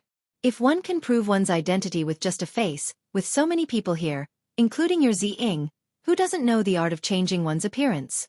Wouldn't anyone be able to say that they are Prince Xian just by changing their face? Yi Xian immediately rolled his eyes. As he spoke, he suddenly thought of something. He raised his hand and pointed at the stairs of the Sky Association's headquarters in front of the plaza. That's right, except for that guy. He definitely can't change his face. He's already spoiled it by himself. Hong Do Lai Feng's body swayed. A mouthful of old blood was stuck in his throat, unable to come up or down. His neck had turned blue from holding it in. His expression finally changed as he gritted his teeth. His face was full of anger. Even at this time, Yi Xian did not forget to stab him in the back. No wonder he was so angry. Also, don't you think it's a bit too coincidental that this group of people arrived in the blink of an eye? Not one of the 5 princes was missing, and more than half of the 10 great imperial uncles were here in person. Without waiting for Hong Do Lai Feng to spit out blood, Yi Xian had already retracted his gaze and changed the topic. They even revealed such a magnificent lineup. In their eyes, does it make a difference whether Prince Xian is real or not? Hearing this, Naples was stunned. He instantly understood the meaning behind Yi Xian's words. All the factions that were fighting for the imperial power had temporarily joined forces, and the first imperial uncle, Long Huai, was the one leading the attack. Taking advantage of the fact that Prince Xian hadn't entered the palace yet. Although this was a bit daring, it was not completely impossible. After all, the identities of the participants were not to be underestimated. With existences of this level joining forces, it was not a big deal to make the sky of the undying star turn dark for a short while. Impudent. Full of nonsense. Take action immediately and quickly take him down. This brat's mouth is too powerful. Every word he says is heart-wrenching. He can even bring the dead back to life. The expressions of the group of princes and imperial uncles, including Long Huai, changed. They immediately roared furiously. Yi Xian's words shocked them. After all, there were many Federation supervisors watching coldly from the sidelines. Some of them had not even seen Prince Xian's face before. After hearing such words, who could guarantee that they would not overthink? What if someone secretly spread this news after this impostor was executed? Wouldn't all the members of the imperial family present today die an unjust death? Yellow mud fell into one's pants. Even if it wasn't sh*t, it was sh*t. Chapter 3099. Translator, Endless Fantasy Translation Editor. Endless Fantasy Translation Atavism, are you trying to silence us? Are you all angry now that you've been stabbed in the back? With a glint in his eyes, Yi Xian added another stab. The imperial uncles, who had just leaped into the air, trembled at the same time. They were so angry that they almost fell back to the ground. Some of the Federation inspectors, who were secretly watching from afar, had obvious changes in their expressions when they saw this scene. They clearly believed Yi Xian's words, or at least began to suspect him. However, this was clearly far from enough for Yi Xian. His words were still ringing in their ears when he spoke again. Since all of you are unanimous in saying that this prince is a fake, then I might as well make a big fuss today and let all the imperial officials on the Immortal Star judge whether this prince is real or fake. Dragon's roar. He had clearly roared the last 4 words. At the same time, Yi Xian's cultivation power was fully activated at this moment. It surged wildly through all the meridians in his body, both inside and outside. The black gold dragon scale that was suspended in the air above his sea of consciousness was also pierced by a strand of level 6 spiritual power from his spiritual power source core. In the next instant, as the power of the black gold dragon scale was suddenly activated to the limit by Yi Xian, a strong and ancient power surged out from his sea of consciousness. In the blink of an eye, it merged with the cultivation power that was madly circulating in his body without regard for the cost. In an instant, it completely activated a certain bloodline brand in his physical body and blood and merged with it. All of this took a long time to describe, but it was completed in the blink of an eye. The mutated divine dragon power of the black gold dragon scale. The cultivation power of Yi Xian's own incomplete infinity insight technique. Finally, there was the immortal royal bloodline power that had merged with Yi Xian's bloodline after devouring Long Xian's immortal blood crystal. These 3 powers were fully activated by Yi Xian at all costs and successfully merged with each other. Then, they surged out of Yi Xian's body like a violent flash flood. Roar! Yi Xian suddenly looked up at the sky, clenched his fists, and raised his arms high. His expression suddenly became even more ferocious. He opened his mouth and roared, letting out a loud and clear dragon's roar that pierced the clouds. The bloodline power that surged out from his body seemed to respond and instantly transformed into a gigantic black gold dragon. As Yi Xian's furious dragon roar pierced through the clouds and tore through the air, it appeared behind him and soared into the sky. At this moment, countless imperial citizens in the human cities on the immortal star subconsciously did the same thing. They all looked up at the sky, then opened their mouths, and their expressions quickly became sluggish. Bam! Bam! Even the few imperial uncles that had just soared into the air and were shooting towards Yi Xian were all shocked by the dragon's roar. The second after the dragon's shadow appeared, their bodies suddenly froze in midair, and then fell from the sky like dumplings. As for the other experts inside and outside the square, no matter whether they were near or far, including the Neapolitan and purplish warbler, without exception, all of them had their mouths wide open and were collectively petrified. All of their faces were filled with shock, horror, or stupefaction. It was as if they had seen a ghost in broad daylight. In the imperial city, in the imperial advisor's hall, the imperial advisor, Dr. and another middle-aged man who exuded a formless aura also exclaimed at this moment. Where did the dragon's roar come from? SSS. What a pure aura of the royal blood crystal. It can actually manifest a huge dragon shadow. Who is it? He has actually entered the bloodline reversion realm. Black gold dragon scales? This is clearly the rhythm of a mutation, but the bloodline is extremely pure, without any impurities. Could it be the mutation of the bloodline itself? Before the exclamations had died down, a slightly thin old figure quietly swept out from the imperial advisor's hall. After stepping into the void, he shook his shoulders and disappeared without a trace. Sigh. At this moment, the middle-aged man who was suspected to be the current immortal emperor in the imperial advisor's hall spoke again. Although there were no words, only a long sigh, there was clearly a strong sense of bitterness and helplessness. After a few breaths, as Yi Xian loosened his fists and lowered his arms above his head, the clear dragon's roar that had resounded through most of the immortal star from his mouth came to an abrupt end. The huge black gold dragon shadow that had rushed into the sky also quickly faded and disappeared in the blink of an eye. At this moment, all the petrified experts around the square finally came to their senses. Their bodies trembled slightly, and their eyes immediately converged on Yi Xian. After that, exclamations sounded one after another. Some were confused, some were shocked, but most of them revealed a deep sense of unwillingness and despair. How is this possible? He is actually real? Such a pure aura of the royal blood crystal is enough to prove his identity as a direct descendant of the royal family. It doesn't matter whether he is the 18th elder or not. If he is not the 18th elder, then he is the wild. Oh my god, even the dragon shadow has manifested? This is clearly the sign of the bloodline reversion realm. After thousands of years, the second bloodline reversion realm in the royal family has finally appeared after the old monster from the old pavilion. His name has shaken the 3 universes. He is close to the top 10 on the heaven list. In addition to the direct descendants bloodline reversion realm. The word, freak, is not enough to describe him. How can we play this game? Sigh. God is making fun of us. Along with these exclamations of surprise, the expressions of the few imperial uncles in power, including Long Huai, became even gloomier, whereas, the 5 princes including Long Xiang were even more unbearable. The expressions on their faces were either despair or ghastly pale, but the gazes that shot out from their eyes were filled with dense unwillingness and resentment. Lord Inspector, it has already come to this. Shouldn't you say something? At least let me know who exactly I am. With his hands behind his back, Yi Xian grinned as he turned around to look at Grand Imperial Uncle Long Huai, who was on the steps of the Sky Association's headquarters, and at the same time, he ridiculed Long Huai at the same time. Even though I don't know how you did it, but if I say you are the 18th elder, then I'll say the same thing. Impossible. The corners of Long Huai's eyes trembled slightly as he stared at Yi Xian with an expressionless face. His tone was calm, but his gaze was sharp like a blade, and it was as if he wanted to see through Yi Xian completely. He actually spoke bluntly, and he still didn't approve of Yi Xian's identity as the 18th prince, Long Xian. So in this way, not only is the imperial bloodline in this prince's body pure, it's even reversion realm.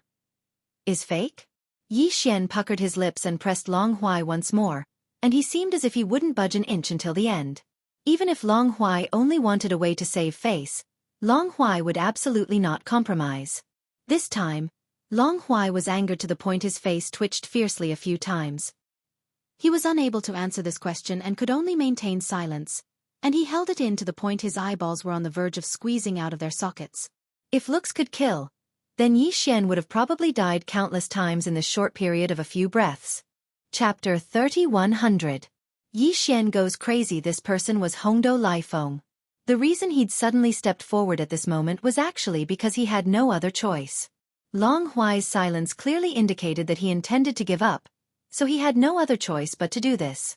He had been in contact with Yi Xian all this time, so he had already offended him.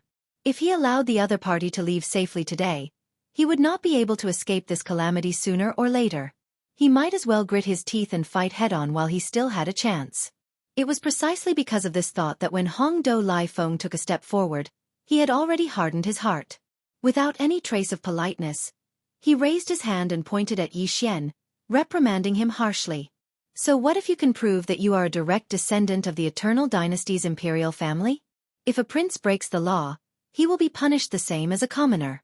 Even the laws of the everlasting empire support this point, let alone the fact that your crimes have already affected the Myriad Net Federation. Leaving aside the fact that you impersonated a prince, the Overwatch Council has the right to arrest and imprison you for killing Wen and Deputy Supervisor Long Kue. Wen's unexpected fall can be said to be a heavy loss to the Federation. Even if you have a glib tongue, the 10 billion contribution points deducted by the Federation's main network is still a fact, right? Could it be that the central hub of the main network has wronged you? As for Deputy Supervisor Long Kue, there's no need to talk about him. He was killed by you in front of everyone, and there's even a real-time video of it. The evidence is irrefutable. Even if you are a prince, do you dare to resist arrest? Could it be that he wasn't afraid of being exiled by the imperial family? Don't tell me that you think you can do whatever you want in the Myriad Luo Federation. Hongdou Laifeng had been thinking about this string of words for a long time. Now that he roared them out, not only was his train of thought clear and impassioned, each word piercing the heart. While he questioned endlessly, even his grasp of the rhythm was rather subtle. With just a few simple words, he had unknowingly pushed Yi Xian to the opposite side of the Eternal Dynasty and the Myriad Luo Federation. For a moment, Yi Xian was caught unprepared by his stern questioning. He opened his mouth but no words came out. Every cloud has a silver lining. The eyes of Long Huai, the other imperial uncles, and the 5 princes lit up at the same time, and they were instantly excited. Since they couldn't kill him, it was good to lock him up. It was the same as thinking of other methods later. When he thought up to here, Long Huai's face immediately sank, and he sneered as he glared at Yi Xian while cold lights flickered within his eyes. Did all of you hear clearly? Since there is evidence, I have the right to arrest you. No matter how you defend yourself, that will be after you are arrested. Give me. Take my ass. I haven't even said anything yet. Are you in a hurry to reincarnate? Just as Long Huai raised his hand and gestured as if he was about to give the order to arrest Yi Xian again, the latter rudely retorted and interrupted him. He even rolled his eyes. That's right. I did kill Long Kue with my own hands. I don't like him. What's wrong? As for that old bastard Wen Xing's death, although I am somewhat involved, that's all. Even if I have to bear some responsibility, the 10 billion points deducted from me are enough to offset it. Whether you believe it or not is your business. I have to make myself clear. Besides, even if I admit to this matter, what can I do? I don't like him, so I killed him. It's not a big deal. Why are you so agitated? Silence. A deathly silence. As Yi Xian finished speaking, all the experts around the square fell into a state of shock again. They stared at him with slightly open mouths, and collectively lost their voices. They had seen unreasonable people, but they had never heard of such unreasonable people. In the entire Immortal Dynasty, there was probably no one other than the person in front of them who dared to say such words in front of the Federation's Heavenly Overwatch Council headquarters.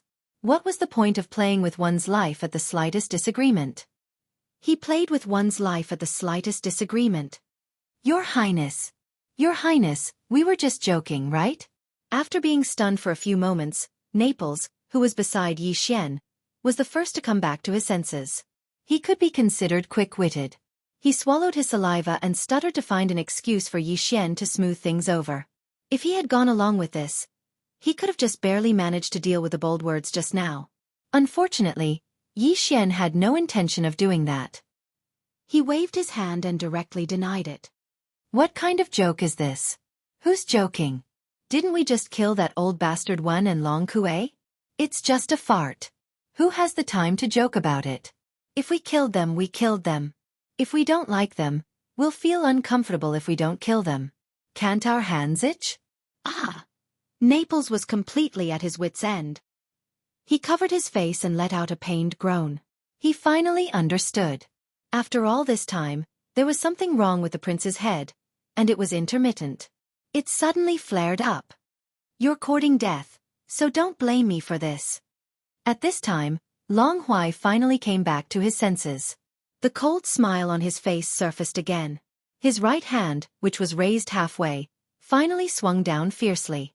He sternly rebuked, "Those who are arrogant and obstinate will be punished severely. This is clearly stated in the Federation's laws. Take them down immediately and put them in prison." Wait. Before the dozens of Federation inspectors behind Long Huai could react, Yi Xian's shout suddenly rang out. "I'll say the same thing again. Whether it's old bastard Wan or Long Kue, this prince doesn't like them, so I'll kill them."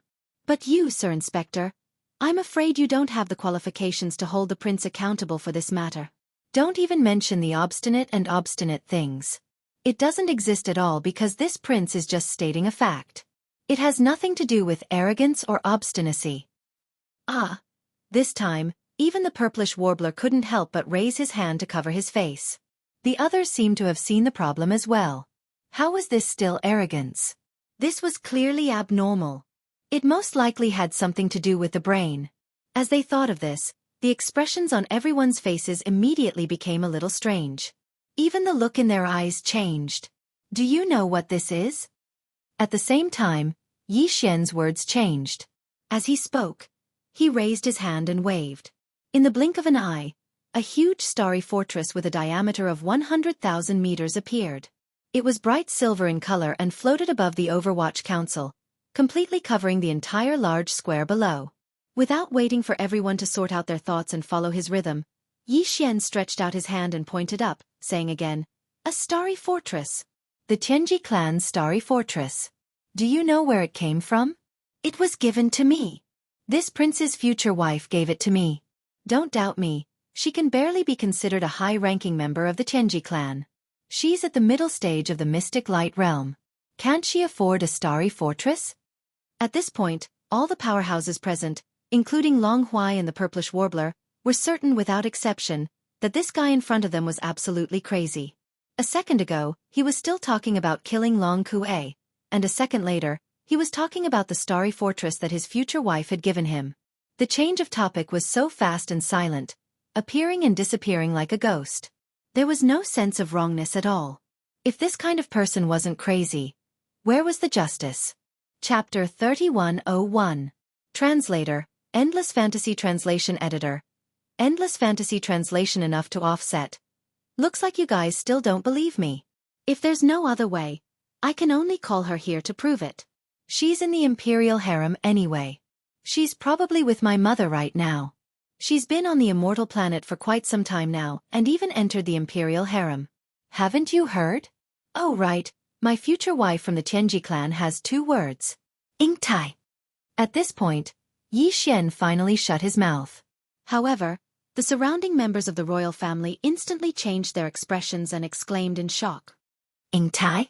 Are you sure she's from the Tianji clan? Long Huai gasped. He was so shocked that the white hairs on his back were about to break out. Previously, he was sure that he was unlucky to have met a lunatic and had to play with him for half a day. However, this was instantly overturned because a woman called Ingtai had indeed come not long ago. Moreover, this woman had indeed claimed to be Prince Xian's confidant. More importantly, this woman's cultivation was clearly at the Mystic Light Realm 4th level. How could it be possible for so many coincidences to be piled up together? After all this time, you knew? If you knew, why did you pretend? She's already here, and she's in the Imperial Harem. Why would I lie to you? Yi Xian immediately rolled his eyes and took the opportunity to mock him. Also, I'm not from the Tianji clan, but you insisted that I was. Now that I'm telling you that Ingtai is from the Tianji clan, you still don't believe me. Are you crazy? What are you trying to do? With that, Long Huai immediately believed 80% of it. A look of ecstasy quickly appeared on his face. Almost all the other experts in the surroundings were the same. Long Xiang and the other princes were even more surprised. They felt that they had been saved from a hopeless situation, and that the light of hope had suddenly returned. Naples and the purplish warbler were also quite shocked. Both of them were present when Yi Xian obtained Lightning Fortress. Only the part where they entered the lightning tomb in the middle was known from Yi Xian afterward.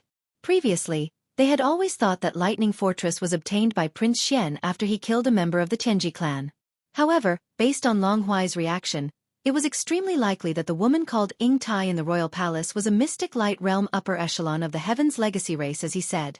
If that was the case, then the Lightning Fortress was definitely not the spoils of war that he had obtained from killing a member of the Tianji race.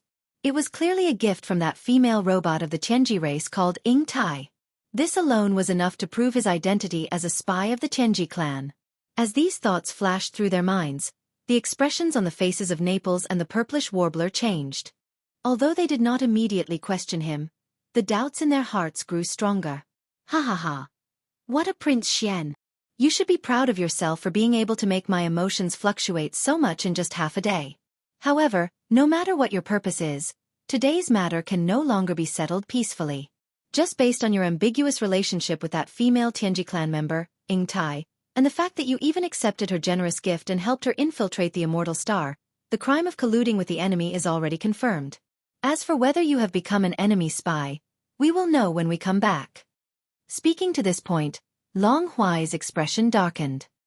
He suddenly shouted, "What are you still standing there for? Quickly take him down. Can you still speak properly?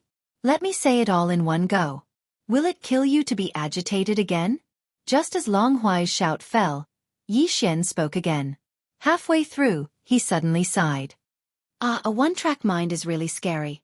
His brain doesn't even know how to turn things around. I've already said it so clearly, but he still hasn't reacted. With this kind of desperate IQ, I don't know how he managed to trick his way into the position of supervisor. Although he did not mention any names in the latter half of his sentence, as if he was talking to himself, the word supervisor had been mentioned. Even a fool would know who he was talking about. Many gazes subconsciously swept toward Long Huai. There was more or less a hint of strangeness in their flashing gazes. The latter was so angry that he almost vomited blood on the spot. It was really too infuriating.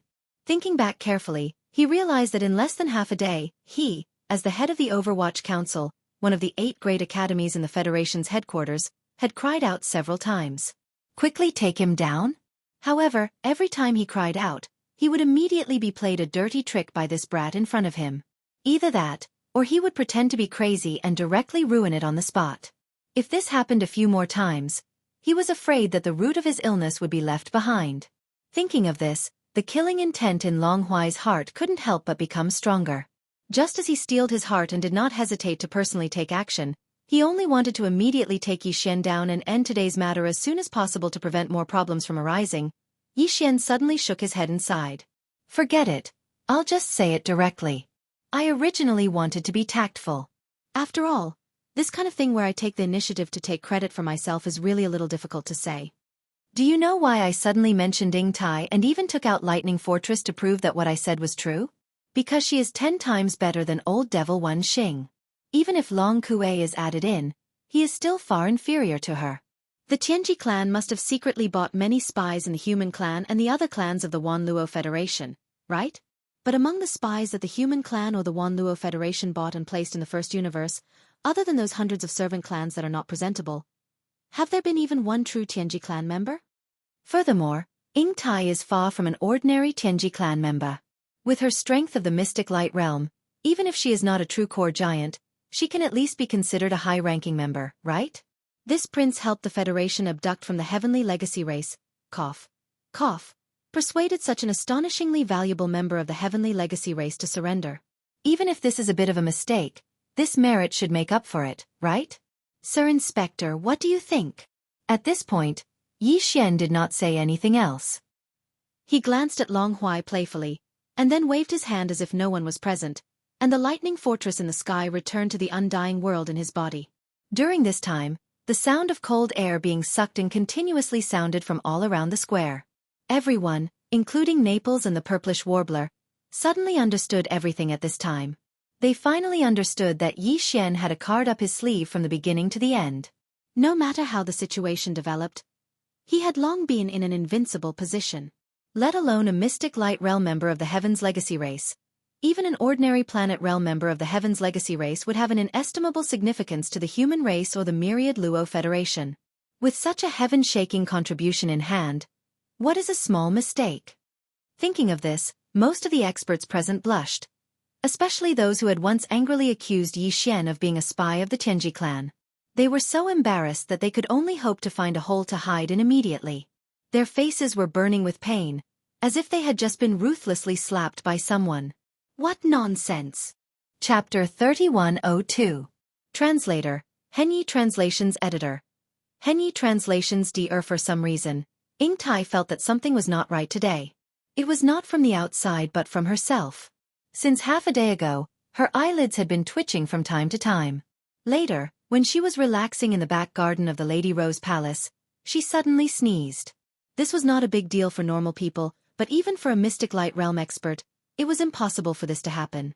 Not to mention that she was a robot from the Heaven's Legacy race. Since then, Ying Tai had doubts in his heart, and he didn't feel good about it. However, at this moment, her eyelids suddenly started to twitch again. Moreover, they were twitching non-stop, even more so than before. No, this is too strange. I can't let this continue. Ying Tai's expression changed slightly as she stood up in shock. Her face was gloomy as she turned around and walked out of the room while muttering to herself. She decided to leave the immortal royal city and wait for a few days to see the situation before making a decision. It wasn't that she was a coward. The key was that this was the Immortal Star, the headquarters of the technology faction, one of the two factions of the human race. Even the headquarters of the 10,000 Luo Federation was here. It could be said that experts were as common as clouds in the sky.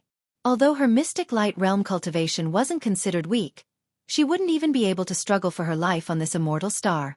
Just in this immortal royal city, although the immortal emperor seemed to be the strongest on the surface, his cultivation had only surpassed the void realm, which was the 13th realm.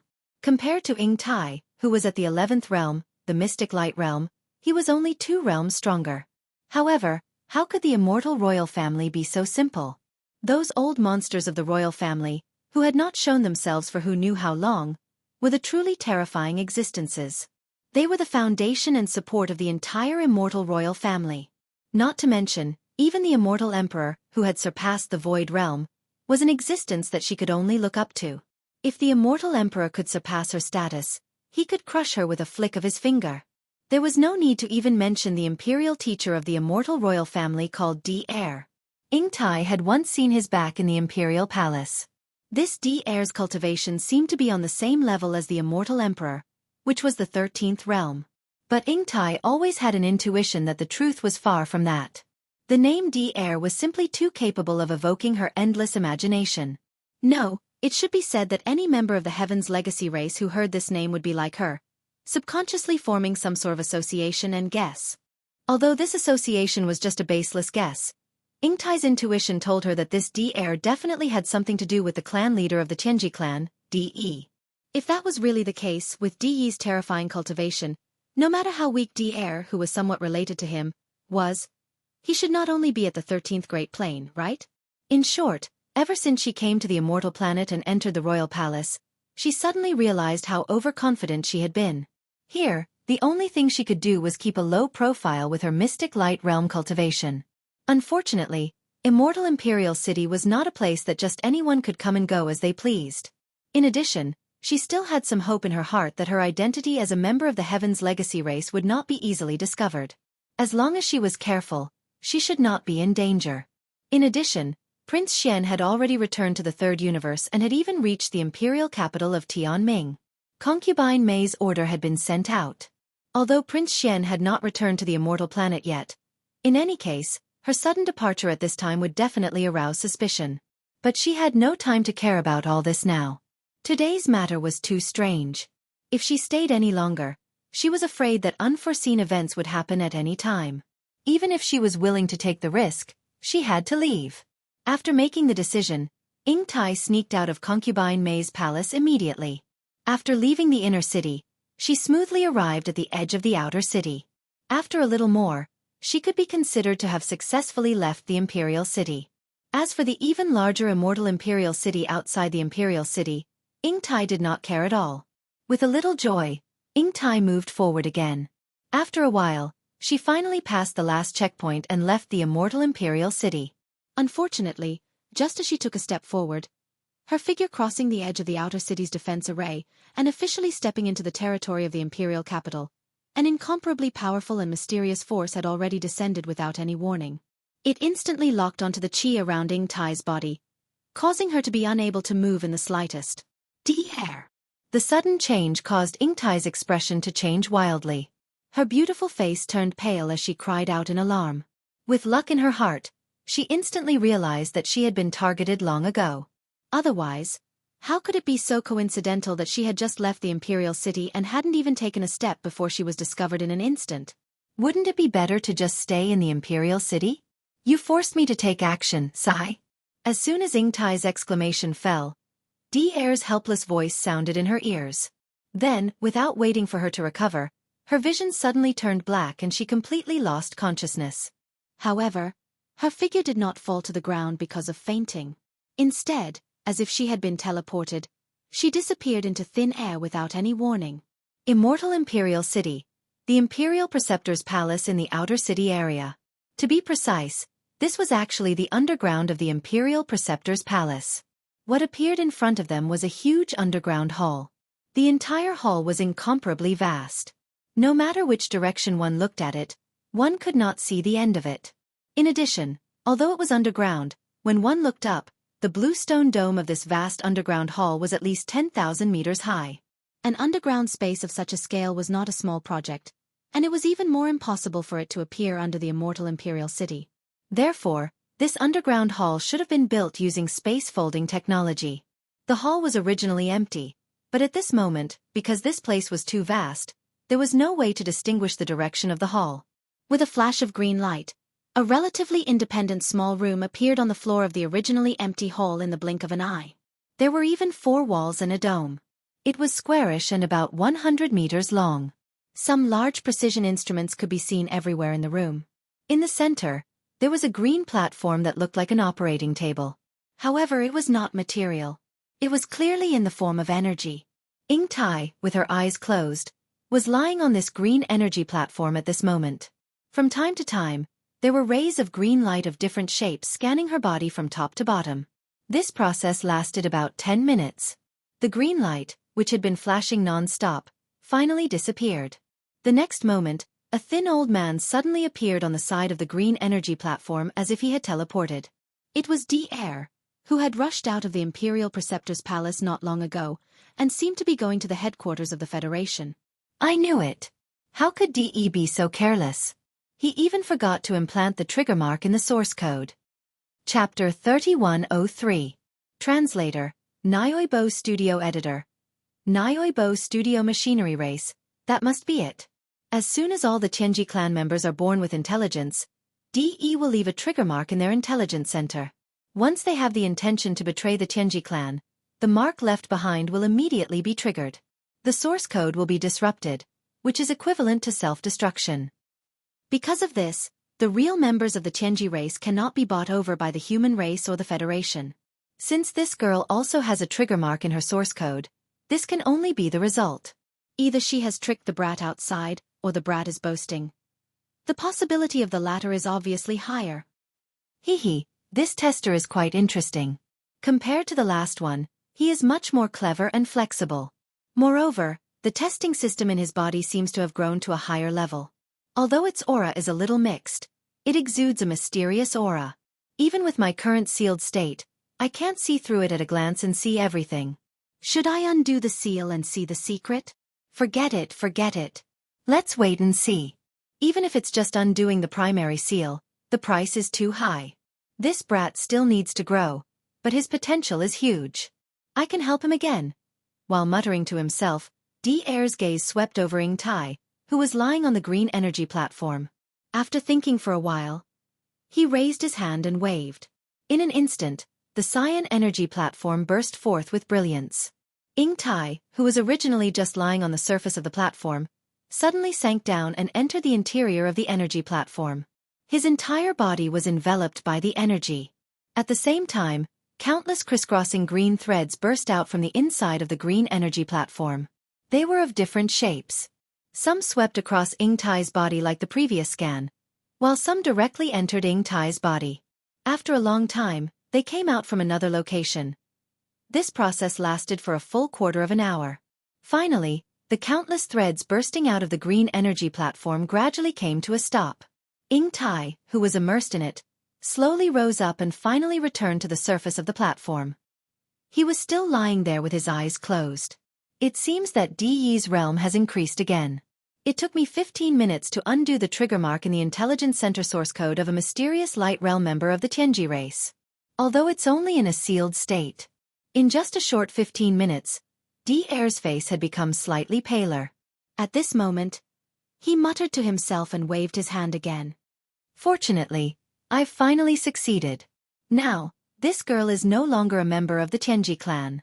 Her source code has been changed and the trigger mark of my machinery clan has been left behind. From now on, she'll be a member of the machinery clan. Yes, she'll stay by that brat's side. Although it's impossible for her to become his wife, she's qualified to be his personal maid. At this moment, Ying Tai, who was lying on the green energy platform, suddenly opened Tai's Tai, who was lying on the green energy platform. Ying Tai, who was lying, was race? Ying's was race. Then, she rolled and got up from the green energy platform. When she saw Di Er, she greeted him, clan leader. Then, she respectfully stood aside with her hands clasped behind her back. She lowered her head slightly and didn't say anything. She looked like she was waiting for orders. Both Di Er and Di Yi were robots created by the human race's technological pioneer, Xing Bo. They were self-aware and had a new life. However, Di Yi betrayed the human race and killed Xing Bo. At that time, he induced a large number of intelligent robots to be born. Gradually, the Tianji race formed a certain scale. In the end, they fought the human race. In the first universe, they started a war that lasted for tens of thousands of years and swept across the entire universe. In the end, the human race was defeated. They left the first universe and entered the third universe to develop. The first universe became the territory of the Tianji race, and Di Yi became the overlord of the first universe. This was a matter of the past tens of thousands of years ago. Apart from Di Yi, Di Er was the other first-generation robot created by Xing Bo who was self-aware. He was always grateful to Xing Bo and never left the human race. Later, he became the imperial advisor of the immortal dynasty of the human race's technological camp. Over the years, there had been several generations of immortal emperors in the immortal dynasty, but the imperial advisor had always been Di Er. Under Di Er's command, there was also a robot race. Di Yi's robot race was called the Tianji race, while Di Er's robot race that had self-aware was called the robot race. The Tianji race was the enemy of the entire Wanluo Federation, while the robot race was the human race's ally. However, the robot race rarely appeared. They also had their own base camp, but it was not exposed to the outside world like the Tianji race in the first universe. No one knew where the robot race's base camp was. Only the patriarch, Di Er, knew. Now Ying Tai, who was originally a member of the Tianji race, was no longer a member of the Tianji race after Di Er spent a lot of effort to change her core source code. Now, she had become a member of the robot race. Therefore, after waking up, she called Di Er the patriarch. Now, you have nothing to do with the Tianji race. The trigger mark that Di E left in your core source code has also been erased by me. However, your original memories have been retained by me. This is originally impossible, but seeing that I have obtained some useful information from your core source code, and that I need you to follow that kid, I'll make an exception this time. Also, if you want a horse to run, you naturally have to feed it grass. I have also increased your cultivation to the peak of the mystic light realm. Whether or not I want to hide a part of it is up to you to decide.